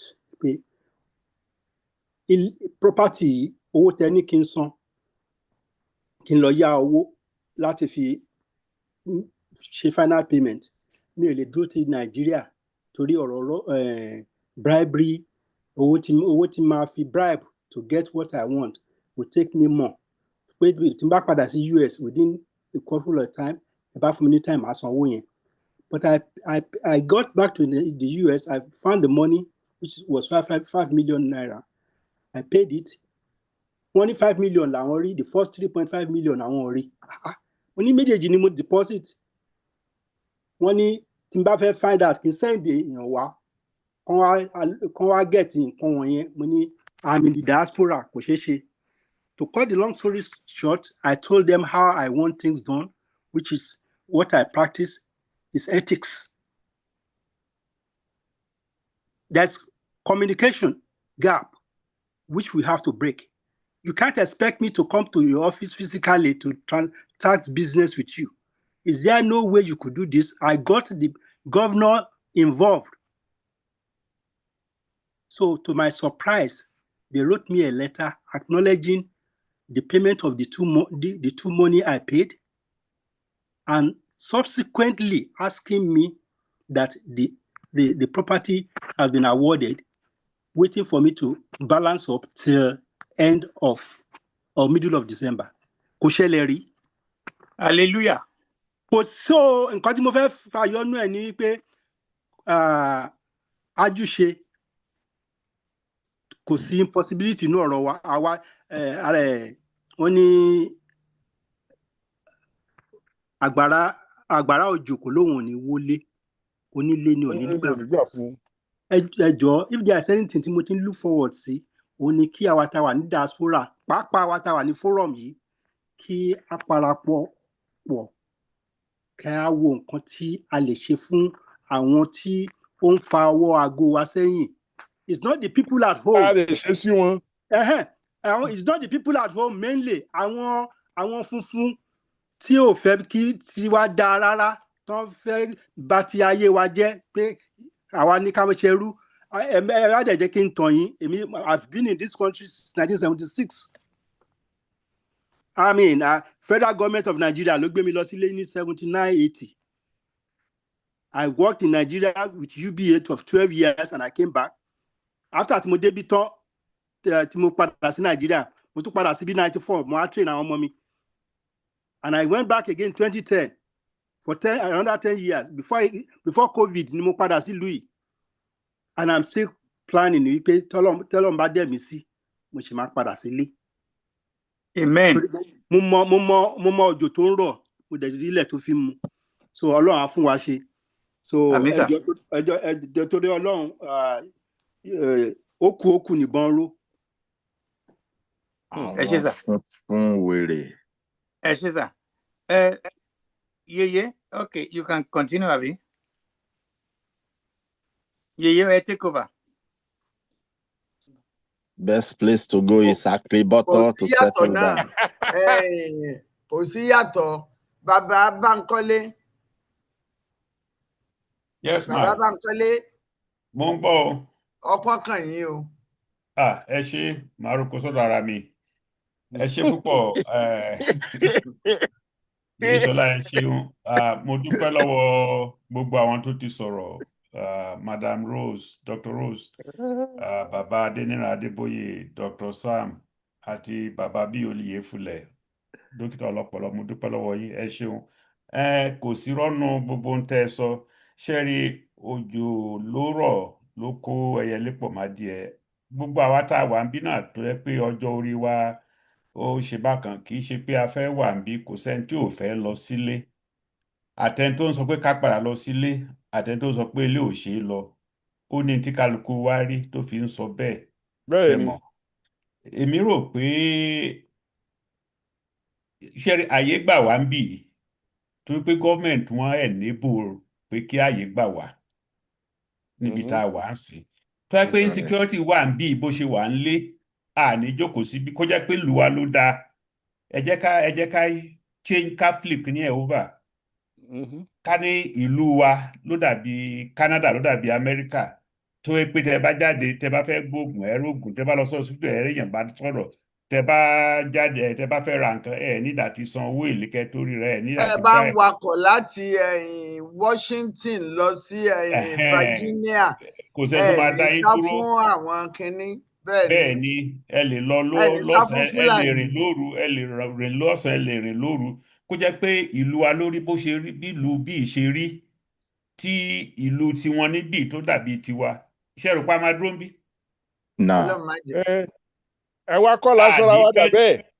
ok mo gbà bàbá mo gbà gbogbo ọ̀rọ̀ tẹ́ sọ yé mi kí wàá là á ṣe. gbogbo ọ̀rọ̀ tẹ́ sọ yé mi bẹ́ẹ̀ ohun tẹ́mi ń sọ ń sìn ni wípé tó bá jẹ́ pé ìjọba wa nílé wọ́n rí i pé nǹkan ò rọgbọ tán dẹ̀ tiraka láti jẹ́ kó rọgbọ débi pé kò sí pé ká máa léèyàn káàkiri nílùú débi pé tá a bá fẹ́ ṣẹ́giri lóye ilé kan náà iná tàn iná ràn ẹ̀ta abẹ́ni ẹni tó fẹ́ lu kọ̀ǹpútà nulé abẹ́ni tó ní cyber cafe abẹ́ni tó ń ta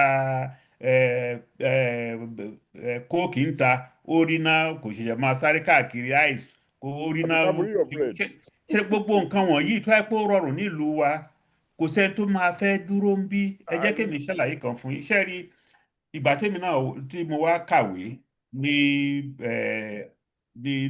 Amẹ́ríkà tí mo wá kàwé ìgbà tá a parí ẹ̀gbọ́n mi ló kọ́kọ́ parí nígbà yẹn àwọn Central Bank Nigeria NEPA NPA Nigerian Post Authority Federal Civil Service Central Bank gbogbo wọn bẹ́ẹ̀ yẹn wọ́n máa ń wá lọ́dọọdún ṣọ́rọ̀ mi yẹn sá wọ́n máa ń wá lọ́dọọdún sí US wọ́n á dẹ̀ káàkiri ó ní wọ́n á wá sí New York mo rò pé wọ́n máa lọ Atlanta bóyá pẹ̀lú Washington ó láwọn ibi tán máa ń lọ káàkiri nígbà yẹn wọ́n dẹ̀ máa recruit àwọn Nigerians tó tó jáde lọ́dún yẹn wọ́n á dẹ̀ sanwó ọkọ̀ wọn wọ́n á fún wọn lówó ẹrù tán máa fi lọ sílé ẹ̀gbọ́n mi bá wọn lọ lé pẹ̀lú Central Bank ńgbà yẹn ìgbà yẹn tá a bá lọ sí 14th Street ní New York nígbà yẹn àwọn Arab àwọn Lebanese gbogbo wọn tá a bá yọ náírà jáde wọ́n máa ń gba náírà lọ́wọ́ wa wọn kì í sọ wípé bóyá kinní níbi tí náírà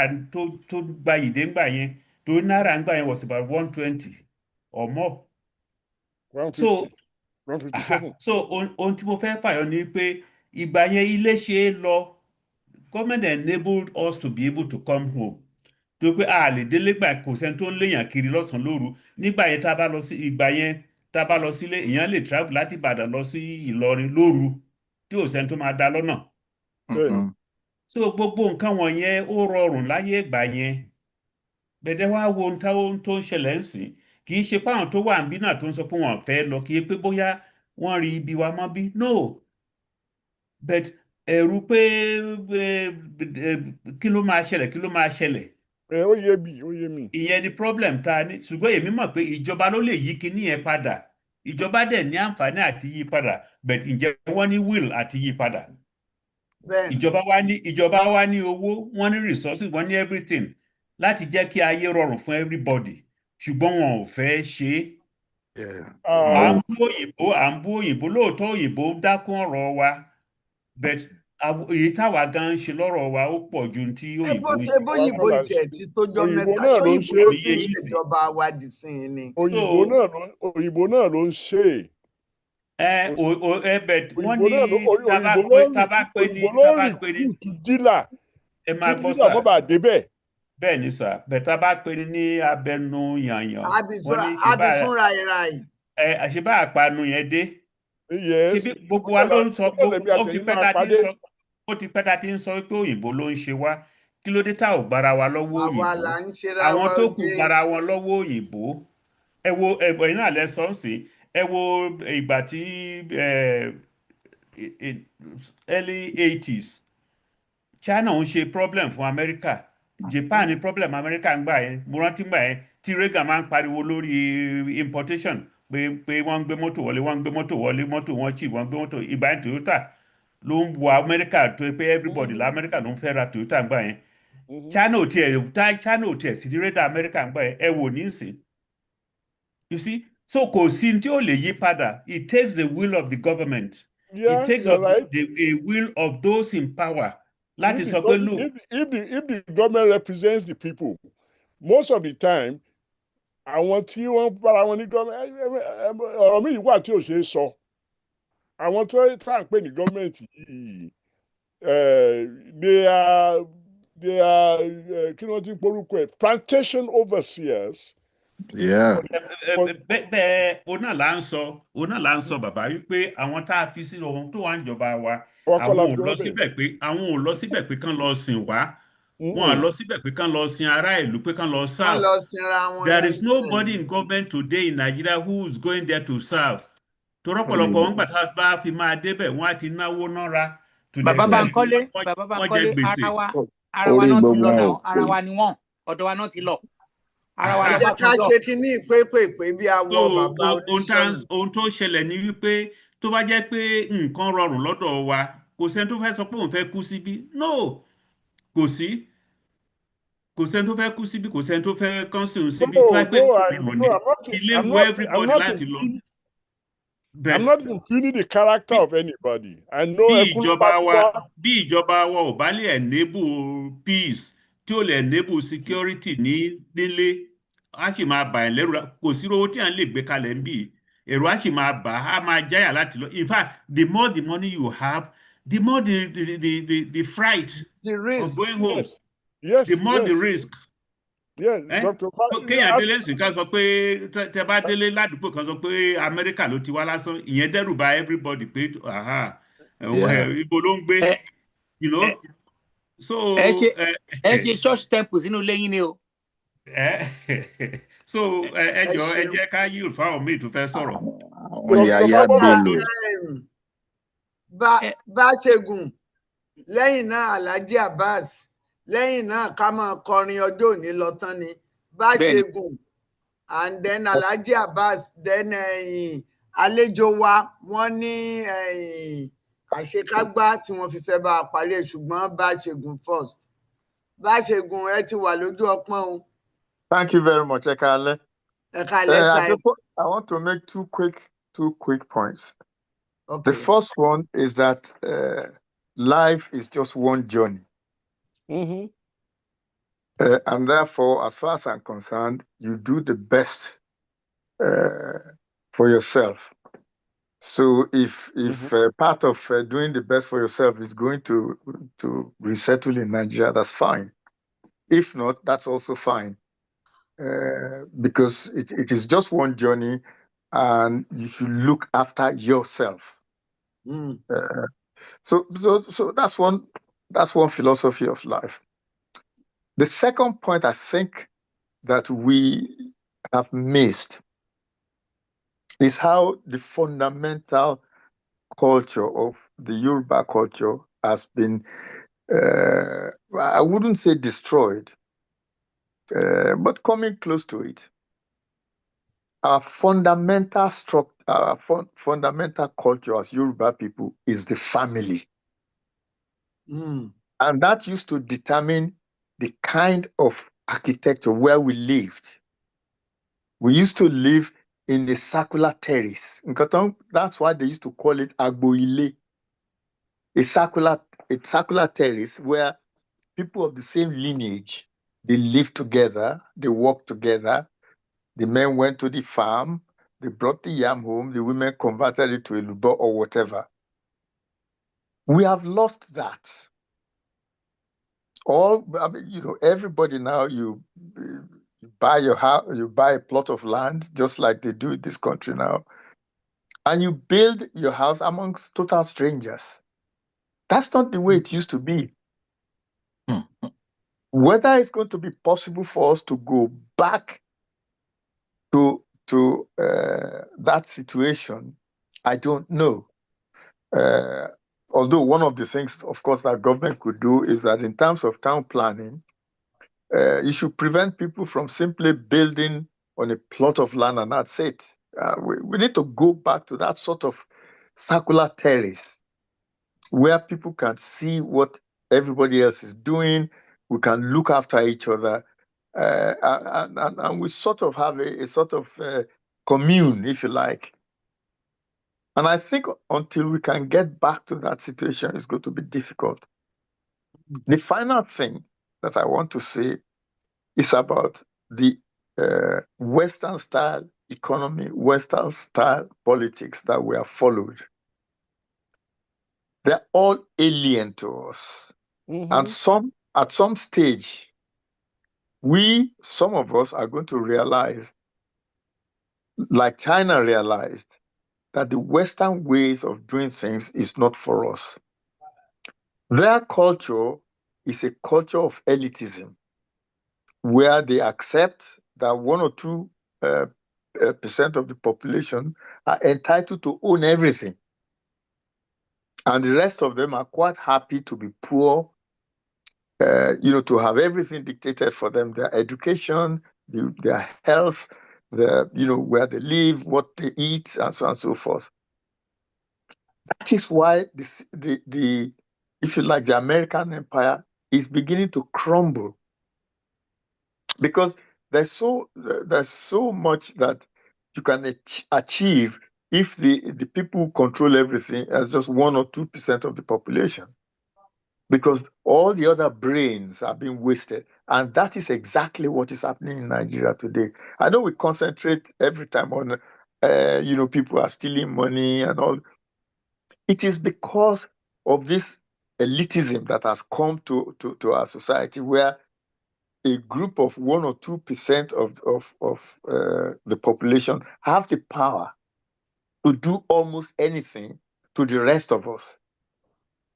And until we change that fundamental, I don't know whether you call it attitude to life, and we go back to familialism, that is, family values, the commune system, I think we're in trouble.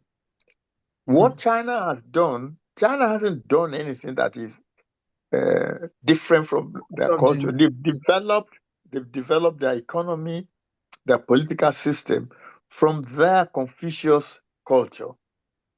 And you can see the effect. But we continue to. I've just been writing. I'll finish in a minute. I've just been looking at the trade between Britain and Yoruba land before 1914. It is unbelievable how rich we were. Totally unbelievable. And these are the sort of things that we don't know very much about. I mean, the value of trade, I'm just looking at the piece that I was writing earlier. The value of trade between Britain and Yoruba land was 3.5 million in 1900. That's about 50 billion in today's money. By 1913, it had trebled. By 1918, we're talking of something worth about 250 billion in today's money. That's the sort of trade that the Yoruba land was having with Britain. 60% of the trade with the empire at that stage was with Yoruba land. And we have gone from that to now become people who are dependent on, that Trump can say, oh, he's not going to give Nigeria any more aid. We have come from people who are having this volume of trade. Most people don't even realize that after the First World War, we contributed 6 million pounds to the imperial war debt. And we are still paying that money up to the 1950s. We are paying the interest on that money up to the 1950s. So we were never poor until these people came along. And we need to go back to the way that we used to do things. Till We the need lunatics. the idea that the economic system is the best is absolute rubbish. And this is the sort of thing that I think hopefully our young people will begin to realize that actually their background is a lot better than what they are getting from the Western way of doing things. Yes. Thank you very much. I mean that's all I wish to contribute. Thank you. Thank you, Bashegun. Thank you so much. Okay. Who else? Because Abbas. I want to. Abbas. Oh, Alhaji Abbas. Yeah. We soon be rounding up. Alhaji Abbas, Arofeyinti. Ongo ṣe ìdáná. Àdánsoríkò ló ń wò ṣe ẹyẹ ẹ̀ ń tó ńlẹ̀. Ẹ ṣé yèyè. A máa rí bá ọ. Mo kí gbogbo ẹ̀yin bàbá mi tó wà lórí kíní.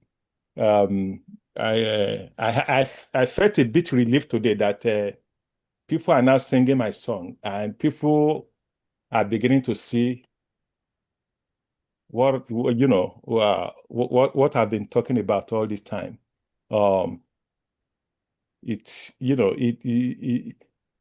Nigeria can be turned around. We have people who can turn Nigeria around. The point is, I believe pé kò sí nǹkan t'Ọlọ́run ṣe tì tó bá wù Ọlọ́run ó lè turn Nigeria around overnight. Àkọ́yà wù Ọlọ́run ni o. It is possible. And it has happened. Well, it has happened in many countries. Yeah. The case of Ibrahim Traore is there. I mean, the guy turned the country around. It doesn't have to be, and that's what I was saying. No, it doesn't have to be. But when Baba Awo was the regional leader, kò ń ṣe pé ó kọ́kọ́ bàjẹ́ kó tó tún ṣe. Ṣé kò tiẹ̀ tí ìbàjẹ́ tó báyìí gan? Ibrahim Traore débẹ̀ kò bá nǹkan kan jẹ́ kó tó tún ṣe. Àwọn èèyàn á ní pé no, it doesn't have to be. It does not have to be. If you don't know what you're doing, wọ́n ní òrìṣà bò bá lè gbà mí kó ṣe mí bó ṣe bá mi. You don't go somewhere and make it worse. it does not work. Now, Nigeria, as we have it today, I keep saying, koleda, because you cannot plant lemon and pray to harvest orange. It's not going to happen. It's not going to happen. I want to rule. They are unpatriotic. They are spoiled brat children. Period. Look at South Africa. If Dangote, with all his money, with all his investment, with his connection in Nigeria, is having problem, is crying, and he's saying, knowing what he knows to do, he would not be that refinery. I mean, isn't that a shame? So if Dangote can come to that, who are you and I? Can I So that's how sad Nigerian situation is. Now, I don't know anybody want to be able to come back to live in South Africa. South Africa, they protect the economy. Okay? Nobody. You cannot go to the bank and buy dollars. If you want to just send $100 out of that country, I'm talking $100. If you go to anywhere, big bank, big Western Union, before you can send $100 out, you will have to submit your pay slip, your resident permit, your house rent, a letter from your employer, just to buy $100. So you can now. It's the only country that I live. They don't care who you are. Whether you are, whatever you are, you cannot bring any car to South Africa. You have to buy car inside South Africa. You cannot. It's the only country, they make sure everything is tight. Nothing moves. There's nothing that is not regulated because they want to protect the economy. And it works for them. How many South Africa do you see coming to US? Because South Africa, it's highly industrialized and they make sure they protect it. So, for Nigerian to change, with the system we have, could they change? Could they die? With the current system we have, nothing good will come out of it. Absolutely nothing. Because and so listen, I have a friend of mine to retire and be. He's getting $5,000 in Nigeria. Even to transfer money from to get his money to Nigeria on so many occasions become a problem. Yeah. He can't even get the money to Nigeria from his bank account here. It's true. Everything becomes a problem in Nigeria. So where do you start? Now, but like I said, Nigeria land, you can send somebody like Jerry Rawlings. Jerry Rawlings came to Ghana and he turned it around overnight. Now we witness the same thing in Burkina Faso. Yeah. Jerry Rawlings, okay. Rwanda also almost. I mean, the country almost erased out of the map. But Paul Kagame turned it around. To get there. Until something changed, but with the current system, nothing good will come out of Nigeria. Yeah. Nigeria will not change, and we better realize that now. Ratio. Oh, this is home la wayi.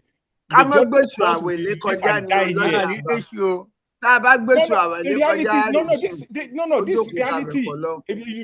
If you want to live in a dream world, continue to live in a dream world. I'm talking about reality now.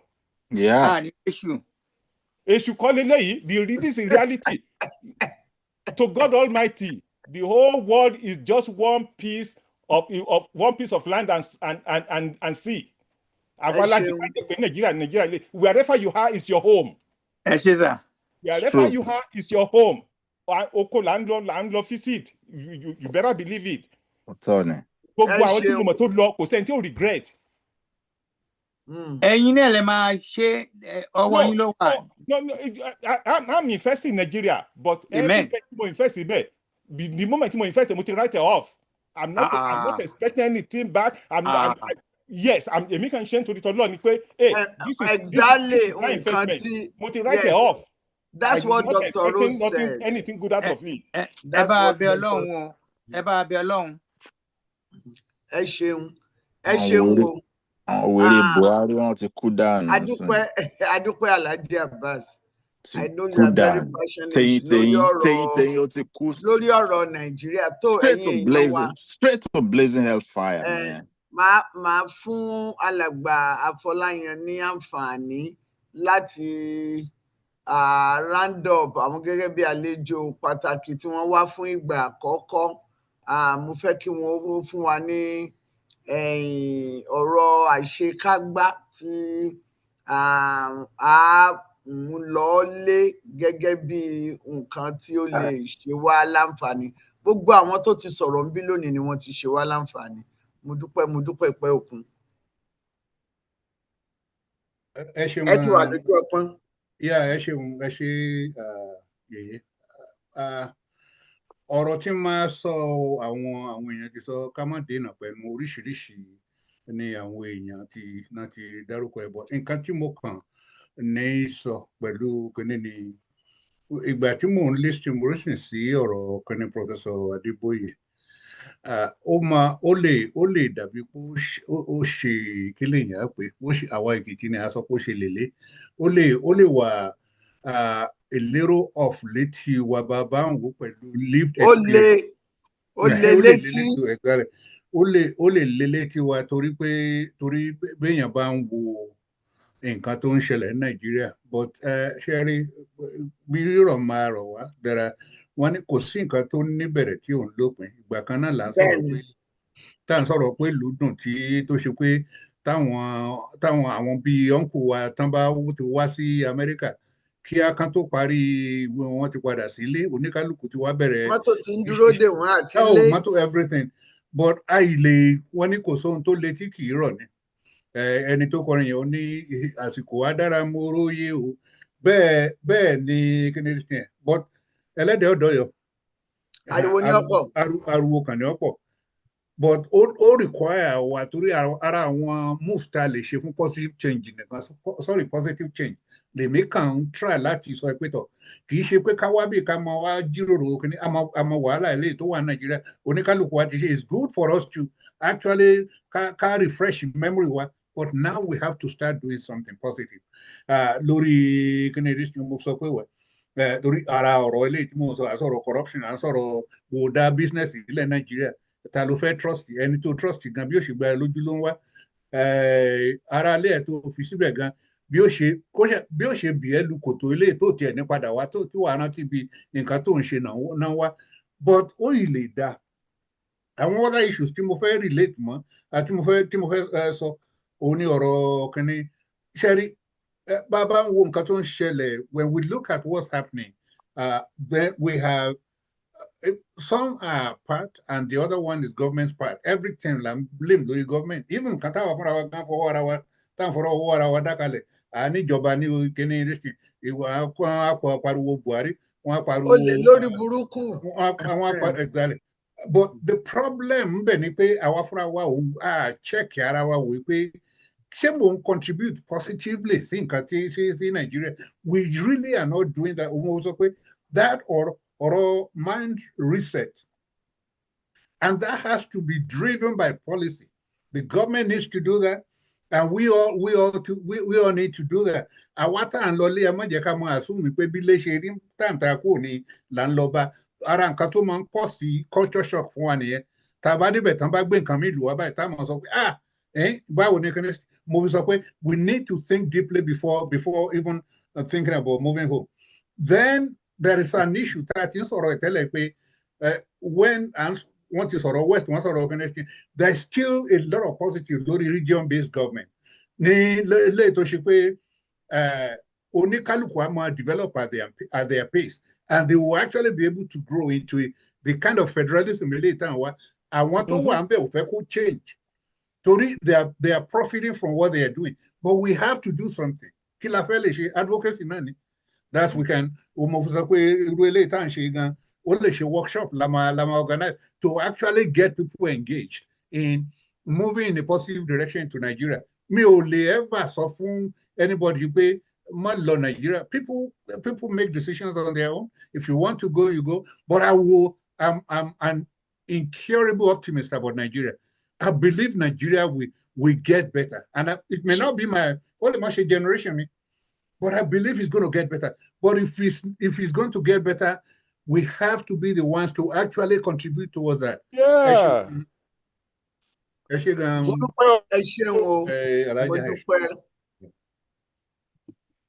Mo dúpẹ́ púpọ̀. Nǹkan yan lónìí o láti aago 3 ó ti kọjá díẹ̀ àti bọ́ sí aago 6. Alàgbà Wọlé òní mi ò lè rọ́wọ́ yín lókè kí n mọ̀ pé yín mi ò tó bẹ́ẹ̀. Ó yá ẹ̀yin tó nílẹ̀ ẹ kàn ṣe ní ṣókí ni bí ọbẹ̀ oge. Ẹnìkan ti pa yín lẹ́nu. On mute. Okay. Ẹ ṣé mo gbádùn ètò yín lálẹ́ yìí o, and thank you for gbogbo àwọn tó ti sọ̀rọ̀. Nǹkan tó kọ̀ fẹ́ sọ nípa ọ̀rọ̀ Nàìjíríà ni pé ẹ má jẹ́ ká tanra wa. What we are seeing in Nigeria is because of the fundamental differences to our Nigeria. Okay, we all have our views about Nigeria, whether it will get better or not. My personal view is that if you come back to Nigeria in 1,000 years' time, Nigeria will be probably worse than what it is today. Nigeria cannot, in my personal opinion, no, Nigeria can never ever be better because the fundamental reasons why Nigeria is not working are the same reasons that will make Nigeria never ever to work. And don't let us forget, when they negotiated independence, they negotiated regional government. There was a reason. Why did they negotiate regional government toward at independence? It was negotiated because of the same differences that exist today. Those differences are still on the ground. They haven't gone away. The same Nigeria, God has given them Nigeria, that Nigeria belongs to them. The same Nigeria that Fulanis can go around with AK-47 and killing people. The same Fulani that Buhari came to government and opened the borders to every Tom, Dick, and Harry to come to Nigeria and be killing people. Yes, the same Buhari. Is it the same Nigeria that we're saying is going to be better? How is it going to be better? Don't let us kid out. We all have our personal opinion, and I'm not saying that my opinion is superior to anybody's opinion, but my personal opinion is, Ejo, Nigeria can never ever be better because what separates us is much far greater than what unites us. That is it. Echema, thank you very much. Buhari will rot in blazing hellfire. Ọ̀rọ̀ balẹ̀ lónìí, ọ̀rọ̀ balẹ̀ gan ní òní. Thank you, Alàgbà Wọlé òní. Mo dúpẹ́ lọ́wọ́ yín mo dúpẹ́ lọ́wọ́ gbogbo àwọn èèyàn tí wọ́n ti sọ̀rọ̀. I'm going to start from Baba Amoye and all other Amoyes for their opinion, for their encouragement. We have gained a lot today. One of the things that I gathered from especially from our guests, Dr. Afolayan and Dr. Rose, Ati Amoye, who has double title today. Amoye is also a lecturer, a guest. So we gained a lot from his experience. One of the things that he called Leni Timofekamu everybody know àwọn tó ti sọ̀rọ̀ sọ pé relocating to Nigeria, whether as a retiree or a business owner, is entirely an individual choice. You make your choice, but they advise that you plan. Number 2, they also advise that when you are going, don't put all your eggs into one basket because you don't know when you are going to be second tier. We are talking about Nigeria. It can flip you back. So because of that, so that you for some people who are getting social security, tó bá ti là yín mọ́lẹ̀ ṣe bẹ́ẹ̀ dẹ̀ padà ẹ wà mú lò, but some people that don't have a social security, that they put money together and to go and start in Nigeria. Bí ìgbà téèyàn bá gbára ẹ̀ lọ́bẹ ni, tán bá ní you shoot yourself on the foot, wọ́n ní ẹ má jẹ́ ká ṣe yẹn. One important thing that I did not hear, but I've heard it before, is people should come together to establish a business. Mo ti gbọ́ dáadáa, Yorùbá sọ pé ẹni tó bá dá ayé jẹ yóò dáyà jẹ. After we do all the feasibility studies, people are of the opinion that tí èmi àti Alhaji Abbasi àti ọmọọba Kalẹ̀jáyé pẹ̀lú Ọ̀túnba tá a bá kóra wa jọ tá a ní a fẹ́ lọ dá nǹkan sílẹ̀ lé, ó yá ju kí èmi nìkan ó ṣe lọ. That's what some people say. At the same time, wọ́n ní ẹ mọ àwọn tẹ́ ẹ bá ṣe òwò pọ̀. Ẹ mọ àwọn tẹ́ ẹ bá ṣe òwò pọ̀, because tẹ́ ẹ bá ti mú wọn lẹ́ẹ̀kan, tẹ́ ẹ bá ti mú wọn lẹ́ẹ̀kan pẹ̀lú iṣẹ́ burúkú, ẹ̀yin tẹ́ ẹ bá ní dólẹ̀ ẹ̀dà bísínẹ́sì lẹ̀ Nàìjíríà ni, tẹ́ ẹ bá ti mú wọn lẹ́ẹ̀kan, ẹ yá jẹ́ kó máa bá tiẹ̀ lọ. Torí tó bá fẹ́ dánwò lẹ́ẹ̀kejì nínú kó múra láti pa yín kẹ, àbí ńgbà bá pààyàn ṣẹ́ mu, nínú kó múra láti pa èèyàn, tàbí kó ṣe lọ́nà tó jẹ́ pé ẹ fi ní mú mọ́ láéláé. Kò sì mọ̀ pé ẹ̀yin náà ẹ̀ ń já yọ̀wọ̀ 1 yọ̀wọ̀ 2 lẹ̀ ń papọ̀ tó fi ń di 3. So it's a personal choice. Some people are of the opinion pé, also some people are of the opinion, and that was Dr. Rose's stand, that in Nigeria it may eventually be good, ṣùgbọ́n níbi tá a wà yìí ojú ogun le. And some other people believe that there are fundamental things that we need to do in order to be able to go to Nigeria. So I'm grateful for everybody that has participated in today's discussion. We are coming back next Sunday.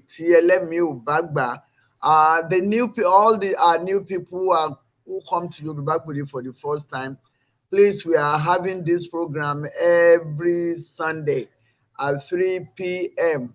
And then we have different programs. Ọ̀jọ̀gbọ́n Adébáyọ̀ Oyèbádé ẹ̀kújọ́ mẹ́ta, ẹ má máa fi wálẹ̀ tó bá mọ́ o, ẹ jẹ́ kí a máa rí yín lóòrèkóòrè. 3 p.m. Eastern. 3 p.m. Eastern, bẹ́ẹ̀ ni 3 p.m. Ẹ ṣe yẹ̀yẹ̀ agbádùn program yìí gan. Ẹ ṣeun. So, oníyàn ṣe ọlọ́bẹ̀ ṣe ẹ̀yin tí ẹ jẹ́ náà ẹ kú àìbínú. I'm grateful to my Iyalaje. I think she left because she had a program. Dr. Rose, thank you so much. Yeye. Oh. Ẹjọ́ nítorí Ọlọ́run ẹ̀yin lẹ dá nǹkan kan lẹ̀ nísìn. Okay, tẹ́ bá lówó tẹ́ fẹ́ gamble, ẹgbẹ́ ọmọ Yorùbá of North America, there's a venture going on now. Invite people to come and invest in. So if you have money to gamble, yes, Egbe Omo Yoruba they are already starting a venture, and you can contribute a minimum of 1,000 or 3,000. They pool resources and go into business. It's ongoing now. Ṣé business yẹn ṣé Nàìjíríà ni àbíbí? Ní Nàìjíríà ni. Tó bá dijọ́ mi ẹ wá ṣàlàyé rẹ̀ fún wa dáadáa. Ẹ ṣeun. So oníyàn ṣe ọlọ́bẹ̀ ṣe ẹni tó fúnni lówó kò fẹ́, ẹ dákun ẹ má gbàgbé, ẹ máa fún wa ní owó ìrànlọ́wọ́ donation tí a máa ń béèrè gbogbo ìgbà tá a fi ń run program yìí. Ẹ má gbàgbé Yorùbá Gbode, ó kéré ni ò jẹ́ ń fún ẹ là ń pè láhùn. Kínkínní ó yá ju àìrí lọ. Ẹ ṣé mo dúpẹ́. So Ṣọlá Yusuf ni orúkọ mi o, ẹni tó fúnni lówó kò fẹ́ kébi ó pa ni, ẹni tó fúnni nímọ̀ kò fẹ́ kárìn lókun ẹni mọ̀, ẹni tó fúnni lọ́mọ kò fẹ́ kí ajá jẹrun bí iṣu. Mo dúpẹ́ lọ́wọ́ yèyé mi, mo dúpẹ́ lọ́wọ́ Ọ̀túnba fún iṣẹ́ ribiribi tí wọ́n máa ń ṣe ní gbogbo ọjọ́ ìsinmi lórí Yorùbá Gbode, òní rẹ̀yìn láṣẹ Ọlọ́run. So mo dúpẹ́ lọ́wọ́ yèyé mi Ẹ̀gbìnọlá Adékúnbí àtúnwá ẹ̀dú tó kọ́ mi láṣà àmújèrè àṣà. Ire ní mògùn ará alágbẹ̀dẹ ọmọ awórin tún nírọ, ibikíbi tó bá wà ilẹ̀ rẹ ni o. Ó di kọ̀ bí Ó èbó di fẹ́ kọ̀ gbọ̀ngàn. lọ́lẹ̀. Ó di jọ́ mẹ́jọ. Dàkírí bọ́tọ́. Ó di pẹ̀tẹ́. Ire o. Bye. Bye. Ẹ ṣé o. Olúwa Prince, ìjọ mẹ́ta o. Prof, ó dàbọ̀. Alhaji Abbas bólẹ́tì lọ. Wọ́n lọ sí Nàìjà. Irọ́ wọn lọ Nàìjà. Alhaji Abbas lọ Nàìjà. Kí ló dé?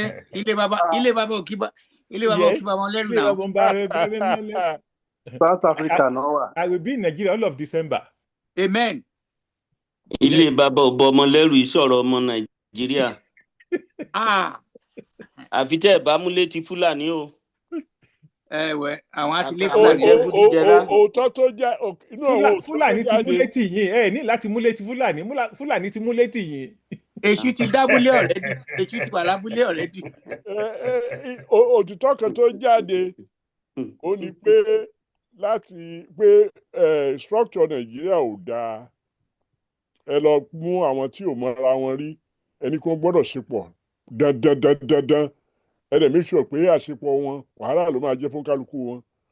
Ẹ wá sọ pé àwọn kan burú àwọn kan ò burú. Àwọn tó burú mọ́kọ́ bẹ̀. Àwọn tó so wá pọ̀ wọ́n ti sọ láti lẹ̀ wípé ìkójọpọ̀ wa pé kò lè rọgbọ ṣùgbọ́n àwọn fẹ́ kó wà bẹ́ẹ̀ nígbà yẹn. I mean, ó wà no history now. Wọ́n dẹ̀ fún wa ní 100 years. If after 100 years, ká review ẹ̀, kí la fi ṣe? No, kan wá nígbà 100 years pé àwọn èèyàn tó yẹ kó review àwọn táwọn òyìnbó fúnra wọn kó sí ni tí wọ́n mọ̀ pé wọn ò ní lè lọ. Kíni kan wà tí Yorùbá ń pè ní àròjinlẹ̀. A gbọ́dọ̀ ro ọ̀rọ̀ wa jinlẹ̀ ká lè bá àmọ́rú ẹsẹ̀ tó yẹ ká gbé. Ìyẹn mo ṣe ní a ní ìdè ogun àtúnṣe. Òkun kórìí wá pé. Àgbà jẹ́ yín dídà Prof. Jàǹbá tà fún jàǹbára. Òyìnbó ti fa oníjìbìtì lé olè lọ́wọ́. Ẹni bá yára lògùn gbè. Ẹni tí ó tún tò yóò dàbí èpè tá a ṣẹ́ fún bodè kíní nínú Bíbélì ni pé yóò fi àkọ́bí ọmọ ẹ̀ bẹ̀rẹ̀ yóò sì fi àbígbẹ̀yìn ẹ̀ parí odi ìlú náà. Ọ̀rọ̀ wa bàbá ó túṣu lọ sàlẹ̀ kòkò lẹ́ẹ̀kan bẹ̀tẹ̀ àkànṣe à ń gbé tọ́mì. Àwọn yìí. Dada máa tẹ̀sí lórúkọ tèmi. Ẹ dákun mo fẹ́ connect pẹ̀lú yín later on. Ohun tẹ́ ń sọ̀rọ̀ yẹn ló lé mi sínú òkùnkùn sínú òtútù tí mo wà yìí. Gbogbo lamentation tó ń jáde ń bẹ̀ yẹn ló lé mi síbi tí mo wà yìí. Mi ò sí nínú àwọn tó gbàdúrà àti wà nílé òkú láti dúró láàrin àwọn òyìnbó. Ẹ máa move lọ sí Dominican Republic. Ẹni tó máa tú Nàìjíríà mostly àárín àwọn ọmọ Odùduwà ẹni tó máa tún ṣe á ṣetán àti fi àkọ́bí ọmọ ẹ̀ sílẹ̀ àti láti fi àbígbẹ̀yìn ẹ̀ ṣèpinnu ẹ̀. Ṣọ́tẹ̀ ni àbí lára àbí kí la fẹ́ kà? Kẹ́ ẹ fún yàn lówó kan mọ́ owó náà lọ sójú èṣù. Ìgbé ó wá yan gan ni ó wá farahàn ipò ń ti dolówó. Ọlọ́run la máa bẹ̀ sí gbogbo tẹ kálẹ̀ yìí sáà. Ọlọ́run la máa bẹ̀. Ńgbà tí ọdẹ dira ó kúrò lé ó wọnú gbó lọ ó pàdé odù ọ̀yà ìbọn sì ń bẹ lọ́wọ́ ìbọn tó ti kì pẹ̀lú ọta ẹ̀rẹ́ kó tún wá máa sùn jálá kó tó fa okó ìbọn ta ọ̀yà lórí. Ilẹ̀ tún fẹ́ kọ́ lọ́run ṣe fún wa ó fún wa lójú ó fúnra wa lọ́wọ́ bí tàwọn tó kù. Ntẹ́mi náà ń sọ nìyẹn o. Ọ̀rọ̀ ti sọ lọ. Gbogbo wa a máa sọ pé Ọlọ́run kí la fẹ́ kọ́ lọ́run ṣe kí ni ò ṣe fún wa. Tọ́ bá sọ̀rọ̀ ọpọlọ àwa la wà lánú àwọn tó lọ́pọlọ jù ní gbogbo àgbáyé. Bẹ́ẹ̀ni. Tọ́ bá dẹ̀ tún sọ̀rọ̀ èmi àtẹnìkan sọ̀rọ̀ láàárọ̀ ìkó tó di pé mo rántí ètò yìí. Ó ní tó bá jẹ́ pé ó sì wà ní kékeré ni òun á bẹ̀ mí pé kí n tiẹ̀ fóun láǹfààní kó n bí ọmọ kan fún mi torí ọpọlọ àwa tó ti Nàìjíríà wá gbogbo ìgbà ló ń wu òun láti lè ní èso ara òun tó máa nípìn nínú ọpọlọ yẹn but kí la fi ṣe kí la fi ṣe kí la fi ṣe. ẹjọ máa dá yín lóhùn. èyí tá a fi nira lára aláàgbà ń jó òkòtòròjò nígbà tó bá kan tòun ẹ̀ mọ̀ pé nǹkan bẹ. èyí tá a fi nira wa lára yìí náà òun náà la fi ṣe. ṣé nǹkan tó wá dáa nìyẹn. àwẹ̀ gbogbo olú ọmọ ilẹ̀ Yorùbá ní ìsìn wọ́n ti fọ́n dàgbé. àwọn tó mọ̀ tó jẹ́ pé tó o bá nà mí ní nǹkan màá pè á jáde mi náà bu ẹsẹ̀ àwọn ló kù nílé. ẹ̀yin ẹ lọ́ra lẹ̀ lé nìsín kẹ́lẹ́ fàbúrò yín sọ kẹ́ wá lọ bẹ̀ lọ́dún kejì àbí lóṣù kejì pé ẹ fẹ́ dá nǹkan ṣe inú ilé yẹn. alàgbà gbogbo ọ̀rọ̀ tẹ́ ẹ̀ sọ èmi wà sarcastic èmi náà ti go through ẹ̀ sà níwọ̀n bá súnmọ́ èjì mi mo ti go I've been there and I know exactly. àyípadà là ń wà. òun náà ni sọ pé àtúnṣe ogun àtúnṣe. ogun tó bá ti ń jà wá for 500 years tí wọn ò tí ì gbọ́pọ̀lọ̀ tí wọn ò tí ì bí ẹnìkan kan nu wa báyìí tó dẹ̀ ti jà tó ti recreate ara ẹ̀ a lè sọ pé kákàtàkà kó yí padà lẹ́sẹ̀kẹsẹ̀. sùúrù ẹ̀ náà ni after 100 years another 100 years gẹ́gẹ́ bẹ́ẹ̀ ṣe sọ. no ọ̀rọ̀ 100 years kan nǹkan tí mo rò pé ó yẹ ká ṣe tá a ṣe ó ní àròjinlẹ̀ torí tá a bá ṣàròjinlẹ̀ kò yẹ kó tiẹ̀ pọ̀dún mẹ́wàá kò pọ̀dún mẹ́wàá ní China kò pọ̀dún mẹ́wàá ní Korea kò pọ̀dún mẹ́wàá ní India. bẹ́ẹ̀ fọmọ́ àròjinlẹ̀ bàbá àròjinlẹ̀ wa àti ìbẹ̀rẹ̀ sí irú àròjinlẹ̀. ká bẹ̀rẹ̀ náà là ń bẹ̀rẹ̀. ok ẹja bẹ̀rẹ̀ ká bẹ̀rẹ̀ lálẹ́ yìí sá àròjinlẹ̀ gbogbo wa. àròjinlẹ̀ torí ìgbà tẹ́ bá ń gbàdúrà tẹ́ kúnlẹ̀ tẹ́ ń ṣe kínní gẹ́gẹ́ bí Dr. Dada Martins ti sọ kò sí nǹkan tí Ọlọ́run fún àwọn èèyàn tí ò fún wa. bẹ́ẹ̀ni. ó tún fún wa dáa ju tí wọ́n lọ. nǹkan tí wọ́n gbà lọ́wọ́ wa tá a mọ̀ bá ṣe gbà padà ìyẹn yàtọ̀ kì í ṣe pé Ọlọ́run ó dá àwọn kan tó fún ní ọwọ́ àti ẹsẹ̀ tí ò fún wa tó fún wọn lọ́pọlọ tí ò fún wa but káàrò àròjinlẹ̀ ó nira nítorí pé bá a ṣe báyé la ṣe ń jẹ́ ayé ti yí padà kí wọ́n tó bírò èmi yìí káwọn ẹ̀sẹ̀ sọ pé àwọn tí mo bí ayé ti dáyé òyìnbó in a very negative sense. Correct. Bàbá ok gẹ́gẹ́ bí nǹkan tán sọ ń bíbà yìí kò sí nǹkan tó kù tó wà nílé ayé tọ́lọ́run fún wa ní Nàìjíríà. Even within Africa Nigeria ló ní the best soil. ṣé ẹ mọ̀ pé ní South Africa tẹ́ ẹ bá gbin iṣu ò lè wù ní South Africa plantain ò lè wù ní kò wọ́n mọ nǹkan tó ń jẹ́ plantain kò lè wù ń bẹ́ẹ̀. Allahu Akbar. gbogbo nǹkan tí ò lè wù ní other African country ó ń wù ní Nàìjíríà. ibi tó lọ bless wa dé nìyẹn. Alhaji nǹkan tẹ́ ẹ̀ sọ yẹn ẹ mọ́ gbàgbé pé lójú ẹ̀mí gbogbo wa báyìí ni wọ́n ṣe ń pa dúdú ní South Africa tó yìnbó ló ń jọba títí di ẹnujọ́ mẹ́ta yìí tí Nelson Mandela tó wá di president. ẹ mọ́ gbàgbé pé structure tí ẹ sọ pé wà ń bẹ̀ tó wà ń bẹ̀ yẹn àwọn òyìnbó gbé bẹ̀ fúnra wọn ni wọ́n yẹ lójú kọlẹ̀ so tó dúdú bá wá inherit a little bit of now tó dẹ̀ ń try láti bí dẹ̀ kó a lè fara wé wọn ò kọ̀wé ẹ̀ fún wa. ok baba ok so taba ń blame àwọn tó ti wà débi tá a dé why tí Burkina Faso ṣé wọ́n lé France kúrò ní gbogbo ilẹ̀ wọ́n gba gbogbo nǹkan wọ́n gbà padà nísìnyí. gbogbo ìjà ẹ̀sọ́ yóò tí tọdún kò tí tó sí mẹ́fà. ibi kan náà lè ti ń bẹ̀rẹ̀ náà ṣẹ̀bẹ̀ nìkan ló ti ṣe yẹn. they are homogeneous. ó ṣe ká má máa blame. we can do it. They are homogeneous. They are not Igbo Hausa. They are homogeneous. Bàbá àwọn tó lè gbà wá ò sí ilé mọ́. àwọn tó lè gbà wá ò sí ilé mọ́. àwọn tó lè pariwo tó jẹ́ pé tán bá ti pariwo táyé bá ti tẹ́tí sí wọn wọ́n á fi ariwo yẹn kọ́rọ̀ jọ àwọn ló kù lé. àwọn tó lè gbà wá ò sí ilé mọ́. àyípadà rẹ̀ là ń wá tá a bá àròjinlẹ̀ Ọlọ́run fọ̀nà hàn wá. àmín.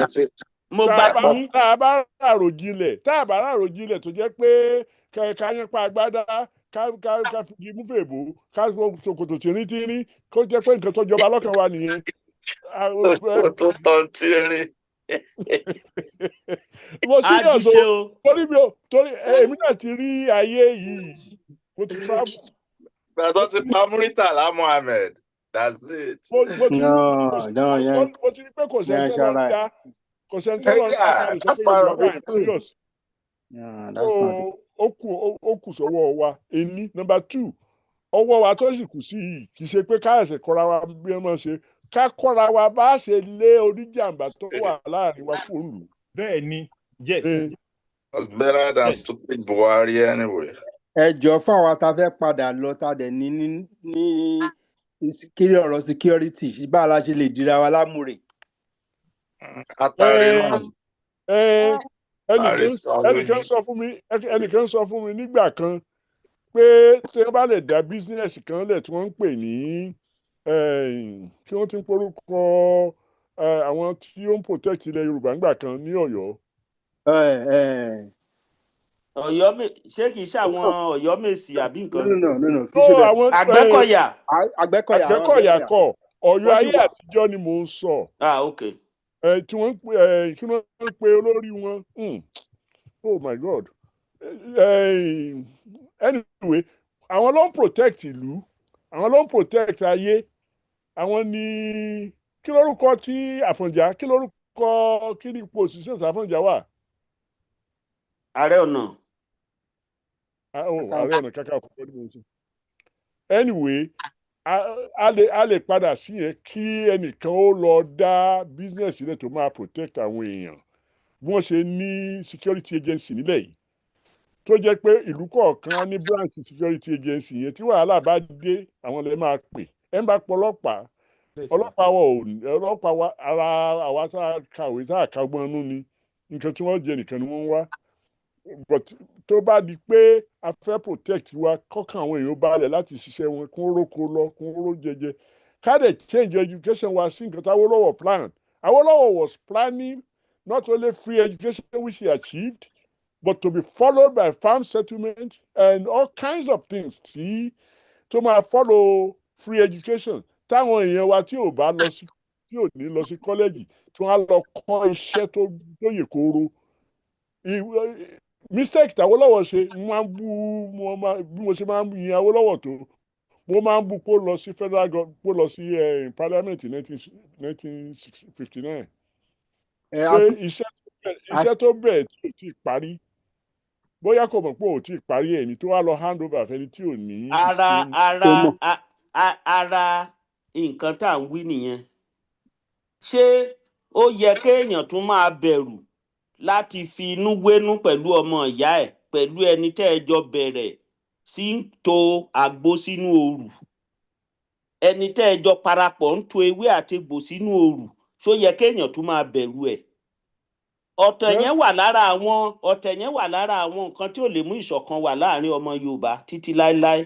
no kì í ṣe Yorùbá nìkan ẹ má jẹ́ ká búra wa kọjá ààlà tó bá jọ̀rọ̀ Awólọ́wọ̀ Akíntọ́lá Yorùsíjì àti gbé àtàwọn lẹ ń sọ bó ṣe wà ń sìkì ló wà ń gbàǹjà